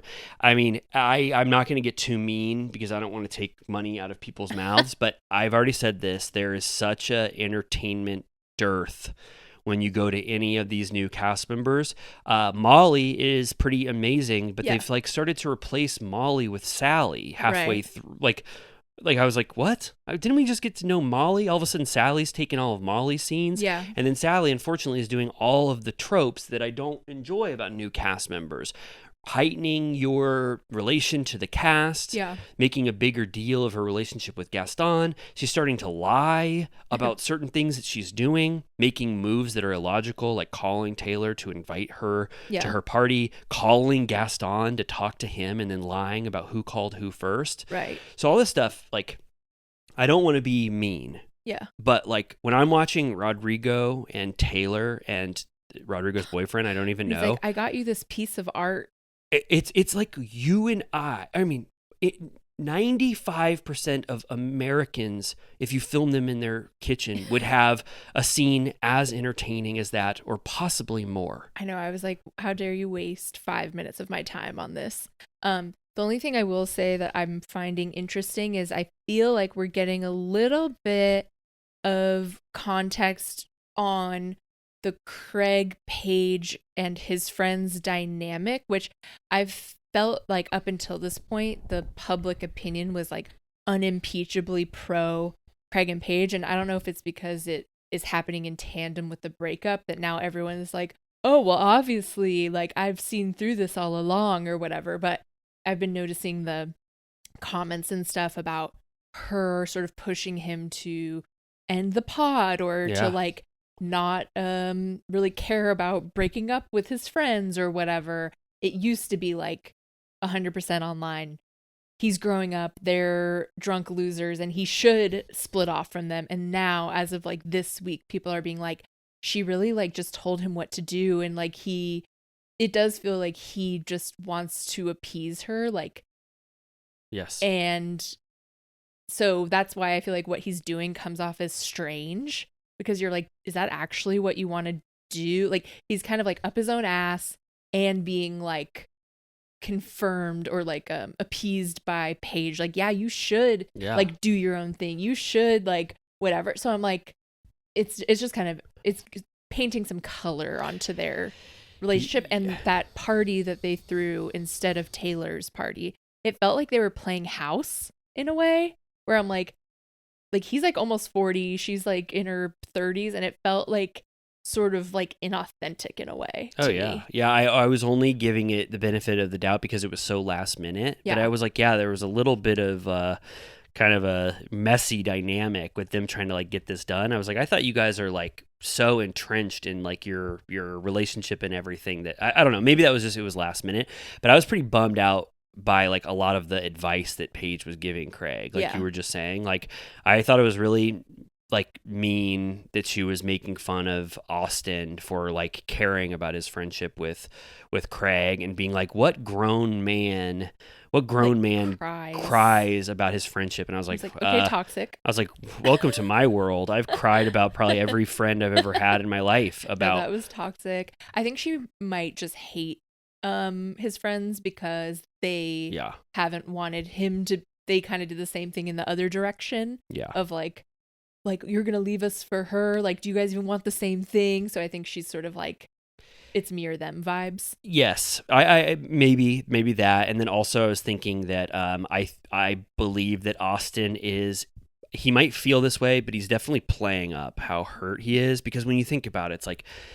even if someone I love the most, my friend, if I was seeing them at the gym once every other week and also had a podcast with them weekly, I feel like I would get my friendship fill decently well. I mean, I might still want to go to a bar with him, but I just feel like Austin knows that the dynamic between him and Craig is fertile ground, and we're interested in it, but I don't know truly how he's feeling. And so Paige might be kind of pushing back on the idea that Austin actually cares about this stuff. Like, do you really, you need to see Craig even more than you do, you know? Right.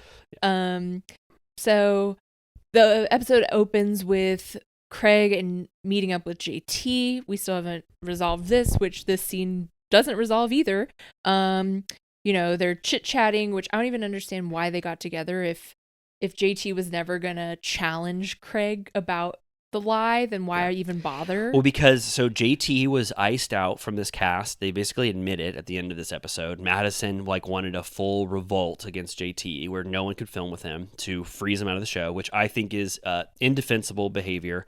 If someone's a full-time cast member, no one should ever have the power to do that. Like, we've seen it before. It's happened on a bunch of different franchises. It's awful. It makes you absolutely not be able to win on a season. And I like JT 10 times more than I like any of the friend of supporting actors. I believe he's so much more entertaining.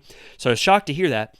But JT knows that he can't create a rift with Craig because right now his only lifeline to being on the show is this meeting with Craig. Right. So he has no power.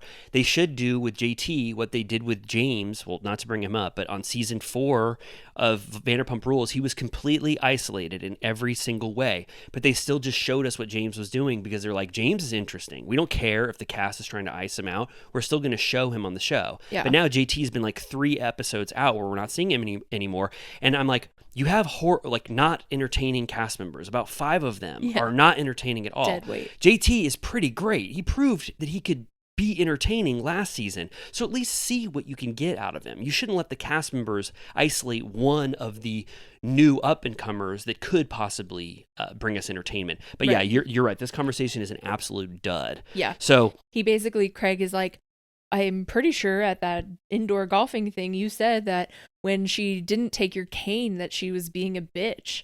And he's like, I really don't think so. And he's like, well, and they do another audio not found. Like, the show completely backs him in that regard. Mm-hmm.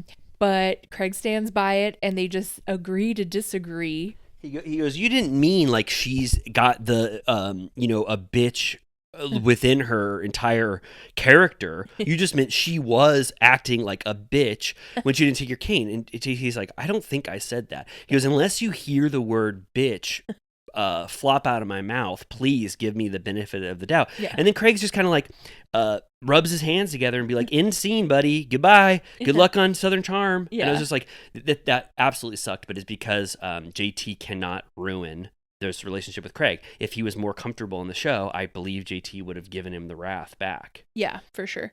Then we get a fun little scene that they tried to pretend was spontaneous. You don't think it was? I thought it was. She's walking a foster dog. She broke out a dog from the shelter for the day named Turtle. Oh, I know. That was so cute. I love that. Super cute. And Shep is like, bah, bah, and he's like, hey, hottie, what's up? And she's like, why don't you come chat with me? Get mic'd up. Yeah, I only thought because he didn't have a mic. But no, you're right. Because what were they really filming with Molly? B-roll? Yeah, you're right. Anyway. A dog and a fountain. They're like, everybody boots on the ground for this scene. Possibly you're right. And then Shep, we realized that Shep and Molly, I would say, have a little bit of sparks. I would love flying. a love triangle or something like that. I liked it. Shep goes, do any other guys beep their horns at you and scream how attractive you are when you're walking down the street? And she goes, not really. Yeah, she's like, I'm 36 in the South and I've gained some weight. She really keeps mentioning that she gained weight. And I'm like, girl, you look good. It's fine. You don't have to keep telling us that. Yeah. That's a bummer. She goes, men are simple creatures, so I could have sex with one of these creatures at any time, but I find them all to be Peter Pan garbage men. Yeah.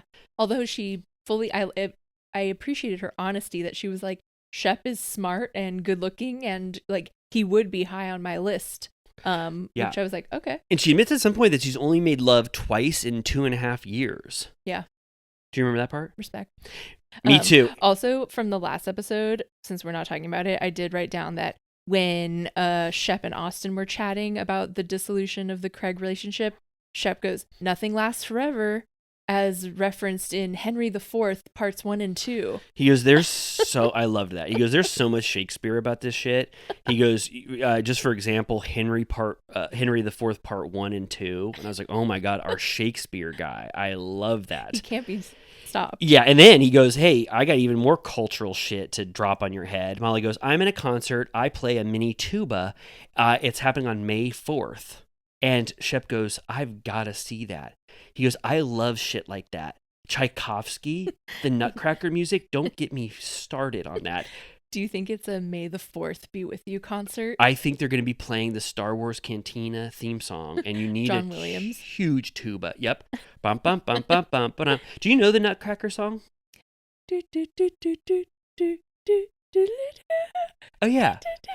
They start That's to like the sugar plum fairies. Yes, they started singing. Goes Shep goes, I'll be there. I love music in all of its various forms, whether it be tuba, whether it be produced music, whether it be orchestral. And I was like, wow, that's awesome. I also love that Shep I don't know how contrived that was, but it did seem like she kind of just told him that she's having a tuba concert, and Shep was like, I'm going to support this new cast member. I'll go to your tuba It comes up concert. again later because she comes to the party at the end of the episode from rehearsal, and he's like, when is it again? Can we come? And he's like, he keeps saying like, I will go. I really think it was to support Molly. It's on like her, the opposite of JT. Totally. And I almost completely love Shep's behavior and attitude this season. That ayahuasca really did something to him. He does look good. He looks great. He has the empathy running. I love that he offered to go to the tuba concert. I love when he was talking about how Austin feels slighted and hurt by his relationship with Craig, and he goes, "Come on, Austin just wants to be with his friend. Like he's thinking about his love for his friend." He goes, "Isn't that one of like the sweetest things you could ever do in your life? Is miss a friendship or whatever?" And I think this his whole attitude is like really great so far. Although I feel like he kind of says the opposite when he talks to Craig, where he's like, yeah, maybe your podcast with Austin is a pain in the ass and maybe you should quit. And then things get very sad. Yeah. I mean, we don't know anything about exactly what's going on with his health. Sorry, there's a sweetie pie baby who just walked by. I had to take a peek. But basically, Madison is like, Miss Pat recommended a doctor. You have to go see them. And he's like, I'll only go if I have to. And Madison's sort of like, he's not really telling me everything I want to know. And so we don't really know what's going on. But hopefully it's not anything bad. Yeah, he's being kind of stoic about it. It's like he doesn't want to worry Madison, and Madison's like, this is obviously like the biggest thing in the world. And Madison kind of talks about how she's had the worst year of her life. Like her dad had cancer, and now she's going through this with Brett. I mean, there's absolutely nothing worse. So we hope so badly that Brett is doing much better. Then we get this piece of shit scene that honestly we can just skip. It's Taylor at Rodrigo's house. We already said it sucked. What entertainment on a scale of 1 to 10? What would you actually give that scene? 2. Yeah, because it's like you can look at stuff. People are saying words. Yeah, like you can, but other than that, I was just like, oh my God, this is very bad. Like you said, 5 minutes or whatever dedicated to this scene. They must have been like, what the hell are we doing over here? Did you notice that they show that, because Taylor says Sally invited me to her housewarming, and they show the phone call when it happened, and Sally's name on Taylor's phone was blurred. Do you think it's like dumb bitch Gaston's ex? I bet it was absolutely a curse word. Oh my God, yes. Then you could say, Austin is bringing Audrey, his girlfriend, to meet his parents. And you could consider that the next scene. Yeah, I couldn't tell because he said that they waited like 4 months or something to meet the parents. So, because when they went over there, the parents said like, nice to see you. It felt like they had already met, but it was them hanging out. Maybe he FaceTimed her a couple times and they got to really see her, sometimes, but they were making it like this was the first time. Austin is also kind of post ayahuasca. I mean, not really, but he's in therapy and he's like, I lead my life now with intentions. Yeah. If I really like someone, I don't just want to bring anybody around to my parents anymore. I want this to be a meaningful thing, and I like Audrey, or I love her, so I'm going to take her to meet my parents. They showed a montage of them meeting Chelsea back in the day. I forgot. I always love his parents. They seem very sweet and fun. I like that they lead with asking what cocktails she wanted. They were like, do you want an Aperol Spritz? You want a gin and tonic? Which she did order gin and tonic, but then in the next cut, she was drinking an Aperol Spritz. And I'm like, did she already drink the gin and tonic? Or were they just like, no, you're getting an Aperol Spritz? I think it was maybe a little strong. too much. G&T? Yeah. Peter, his dad goes, I'm already drunk as hell. What did he say? He goes, every day's a weekend, Bubba. Yeah, and Austin goes, yeah, you've really been putting down the sauce, Dad. You've been drunk a lot. Then I was like, okay, they're kind of, he's hugging Audrey. They're doing okay. And then Austin gets this phone call. And I was just like, why the hell is this happening? This is so odd. This felt wrong. Yeah. It's Rodrigo and Madison, and who knows where the hell they are. Right. They go, hey, listen, guess what? No, let me talk. And they go, JT and Craig had a lunch. And then Madison goes, fuck Craig. Yeah, and Austin's like, what the hell? And I'm like, why do you care? That's like the name of the game on this show. I know. I didn't like how the information was being, given. I was like, this is a different scene. This is not how information goes. Yeah. He was like, let me go to the extension. My parents are building this porch out here. And yeah, it was weird. Yeah, it was weird. And he goes, Craig is doing this just to piss me off. What a little bitch. Right? Yeah. And you're like, okay, that doesn't seem like anything to get mad about, but whatever. Then we go to Sally's. She's planning this big party. She has recently bought this house. Did you like that story? About she goes, let me tell you all a story about how I got this house. I was a renter and I decided that I wanted to buy a house. So my friend had a house that was for sale and I bought it. It was like 45-second story for that. Yeah, she was like, my friend was like, I'm moving out of a house, you should buy it. And she goes, I'll take it. And they were like, that's not how this works. It just like, it wasn't a story. Like, no, she could have just said, I just bought a house recently. Yeah, we didn't need the background. Although she does talk about how she was engaged at 22. Yes. She had like a fully like conservative, conventional sort of like child bride situation with like a guy that is not like who she's dating now. She found out right before the wedding that he was cheating, so she broke it off. She's also making her mom work her ass off for this party. The mom is putting like prosciutto in the Bloody Mary glasses, and you can watch as you watch. Like the mom is running around doing so much work for Sally. She sends her off to get koozies at one point. Did you also notice she had Pinot Grigio on tap? No. Hell yeah. I was like, Sally invite did? me over. Oh my God, I would love to go to Sally's house. I was like, fuck you, Craig. Like, there's a new bitch in town with a pool. I think people want to hang out at her house more. Yeah, and then Sally goes, when she was at Craig's house, she goes, look at this, the lap of luxury or whatever people say. I love seeing people with pools. And then when we see her house, she has a pool too. Yeah. So it's like, what the hell? You have exactly what Craig has. She was flattering him. Yeah. So then we get Craig on the phone with Paige. This is where he's like, oh, I gotta talk to Austin about this podcast thing because he's gotten it in his head just because they're not getting along that he needs to buy out Austin. And Paige said that too. Yeah. She goes, call it Craig and Friends. Yeah, she's like, pillows and beer is your side hustle. Sewing down south is your thing. She's like, you need to dissolve the podcast, rebrand, do your own podcast. And, she's like, you guys can still be friends without, or she goes, would you be friends without the contractual obligation? He's like, I have a lot to think about. Yeah, totally. And I'm like, who else are you friends with? I don't know, but Craig decided that Paige is his portal to a completely different life. Yeah. And he loves everything that Paige does, which we all do too. People love like what Paige does. Like she's killing it. So he started to think that his friends and his life is all dog shit and Paige is the portal to happiness and success. He's just cutting everything off, that's not Paige approved. Yeah. This was sort of an example of that, I guess. And it's just such a bummer now because he started to reorient his entire life towards Paige as the goal, and then she kicked him to the curb. Yeah.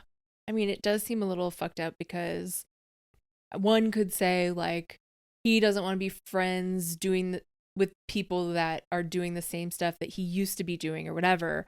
And I would go as far to say it wasn't like they were all in the mix doing like horrible. I mean, I'm sure they were like partying their asses off, doing bad behavior together. But also like at times, like, he was the one doing the worst of it, and they still stood by him at times. Yeah, no, he still wants to do a beer bong occasionally. Even if you have friends that party their asses off more than you, everyone gets the escape hatch where you say, I go to bed at 2. You know what I mean? Like, he doesn't have to engage in their behavior. And plus it seems like Austin and Shep are more on the same path as him nowadays, too.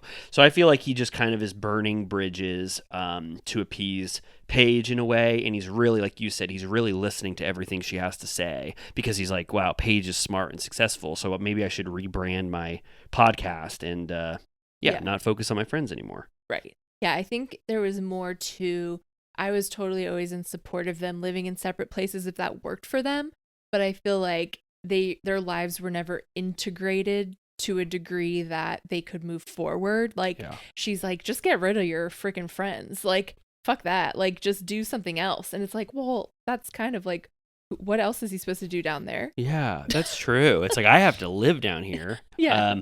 I agree. So then at Sally's house, Andrew comes up. We get a new cast, or a new person, Sally's boyfriend. Yep. He gives her a huge kiss on the lips. They get the horny edit. Yeah, like twin flames. Vanita comes, right? Yeah, she talks shit about there not being a bartender. And I'm like, it's like a backyard party, bitch. You live, like, have you ever had a bartender at anything you've done at your house? I thought the exact same like, thing. God forbid you have to make a mixed drink yourself. Yeah, I didn't really like that she was criticizing that aspect. Then that Andrew meets Shep, and Andrew goes, "Hey, I think we've definitely crossed paths. You're not just meeting me for the first time." Baby. He goes, "We've made love to the same people." And Shep goes, "Huh?" And she goes, "Yeah, Sally, obviously." And then he goes, "And also, I made love to Taylor, your ex-girlfriend." Like, oh. Shep goes, "Oh, geez." It's like, that's not normally something you would say. No. I didn't really appreciate Andrew saying that at all. No, also, we didn't say that Sally and Andrew are broken up. In real life now. They already broke up. I see. It's over. Hot and heavy. Also, there's an oyster bar, like shuck your own. I loved that. Would you have participated in that? Oh, totally. I would have been over there the whole time. Then we get Austin, Madison, and Whitney, an alliance, all sitting down. They call Craig over, and Austin's like, if it isn't the turncoat, meeting with JT. Yeah. And Craig is so annoying. He's like, I'm a business owner in this town. He's someone that, like, I should get along with or something. And I'm like, get a grip. Totally. Yeah, it's like, that's not, he basically is just saying it's all about the road to success or whatever, why I would keep a relationship with him. He's also flabbergasted that Austin would care about what he does. And then that's where you give Craig, though, the benefit of the doubt a little bit, because you're like, why do you actually care? You know, it's just meeting with a cast member. But the energy I got from Madison when she talks about this is that she didn't want anybody to ever have scenes with him again, to write him off the show. So then I keep wondering, the big question mark of, when did JT finally decide to quit the show? Was it when he just stopped having scenes with everyone? Right. And also Whitney being there, it felt like a producer participation or something. It was kind of weird. Then Craig is like, well, me and Shep are actually going to go fishing with JT. And Austin's like, huh? Yeah. And Shep's like, if there's fishing involved, I'm going no matter what. Yeah, he said, let me fish with you guys. Taylor arrives, and it's kind of, Taylor comes there with Rod and his boyfriend, and they get there, and Taylor's kind of running around, and Sally is obviously very self-conscious that Taylor is there, and she's like, I wish that Taylor would have come up to me to introduce herself to me. That's the proper etiquette. Yeah. And I was like, how long is this going to last? And then Taylor goes, I probably should say hello to the host. Yeah. And then so she, walks over there to Sally to say something to her. Yeah. And they talk about the Gaston of it all. Taylor's like, you had a fling with him. It wasn't a big deal. And she's like, well, we were exclusive, Yeah. And she's like, you're talking to everyone about him. She's like, he's part of my history. I'm allowed to talk about him. She was like, you called Gaston, and Taylor and then Sally goes, no, we had a phone conversation. It's like, well, no, that's probably true. You called him. Right. And then he pulled a full blown Will Smith. Yeah. And said, keep my name out of your fucking mouth. I guess. And then Sally's like, well, just so you know, people in this group have warned me about you and to like watch out for you. I'm not saying that I agree. I'm just saying what I've heard. Yeah. And she's like, okay. It's not a good scene. No, it was awkward. It's just, because Taylor, say what you will about her, but she just doesn't have a lot of, I don't know. You know what? I'm going to give her some grace. She's going through it. But even before, it's just like there's a little bit of. And where's Gaston? Right. Why? Well, I don't know what's going on with Gaston. Is he ever going to be in the mix? He was already. But like in the group? It seems weird for us to talk about him this much with two different girls and that he just won't show his face. Yeah, I don't know, because he obviously wanted to partake in filming because he was in, a couple other scenes. But I don't know. I don't know what he's doing. I don't know. There's something unsaid about all of these people that keep having sex with Southern Charm cast members, like Andrew and Gaston. They're all, or maybe it's just the dating pool of Charleston or whatever. But then, okay, so that conversation fizzled out. It was not good. Taylor basically just says, please don't talk about me anymore. And Sally goes, okay, I won't. And then that's it. Yeah, and then Vanita runs by screaming and jumps into the pool and almost drowns, ? Yeah, unfortunately, Vanita goes, let's jump in the pool. And then you cut to the pool, and Vanita jumps the furthest anybody's ever jumped into the pool. And then immediately she screams very loudly. She's struggling, and everyone's like, they do sort of it was like before the commercial break, so they sort of leave you on a question mark and then come back again, and everyone's like, can you swim? Like, are you drowning? And she's just like, ah! And Craig, without a beat, jumps in fully clothed and saves her ass. He like picks her up. People go, why did you jump in the pool if you can't swim? Is it deep? She was like, no, I can't swim. I couldn't catch my breath. And I was like, that's kind of the whole point of swimming. She said, I can swim so far, but I lost my breath. Then she was like, I think I was too drunk. She just said she took in too much water. She, instead of closing her mouth when she jumped in, I think she opened her mouth and opened her nostrils, so a bunch of water came in, and it started her with a shock. And then Craig, jumped to her rescue, which was really sweet. But I was kind of like, when I watched that, I was just like, why did you do that? Yeah. I mean, right? Yeah, like, why did you jump in the first place? The party wasn't that poppin'. It was kind of like casual. It was kind of like, it was just like, that wasn't the energy that this party needed, so it was a wrong decision. And then unfortunately it turned into a really embarrassing moment, because within 1 second, once you hit the water, you're screaming and you look like you can't swim, and everyone doesn't know what the emergency is. They're like, is it even deep? They're going, why did she jump in if she can't swim? And then she had to be saved. And then it's like, I just think Craig's suede shoes got ruined. Yeah, and it just felt like it was obviously absolutely embarrassing. Vanita was like, I made a huge mistake. And then she doesn't talk for like Ever the rest again. of the thing. And I just, it's to me, it's just indicative of new cast members, of not knowing what to do. Yeah, it's she like was just like, this will be fun. It's totally. She's like, watch what I'm about to do. It's like Tom Sandoval when he jumped in after, when he was his rollerblading character and he jumped in the pool at the Mondrian or whatever. Like it jumping in the pool is a huge statement to make, and it just fell completely flat. And unfortunately, a lot of Vanita's scenes fall flat as well. So it just felt like a bummer. Yeah, we were talking right before this that speaking of Craig being a hero, he's currently in Pasadena, like helping, with on the ground stuff after the fires. And I'm like, okay, Craig, go off. Yeah, we're going to go right after, because I live right next to him. And then I like this scene, a little peek into Craig's mind. They go, Craig, have you ever been a lifeguard? And he goes, let me think how I shall answer this. Brother was a lifeguard. Friends were lifeguards. Was I ever one? I don't think so. He goes, hung out with lifeguard. Hung out with them. Was I ever paid to be a lifeguard? I don't think so. It's like, what? Everyone knows if they were a lifeguard. It's easy to know. Yeah. Were junior lifeguards a thing where you grew up? I don't think so. Let me think. I don't think It was so. a big thing. I never did it because you had to wake up ass early to do it, but it was like a cool, like, because I live by the beach, like, It seems cool. like an extracurricular. Yeah. No, I wish. I want to be one.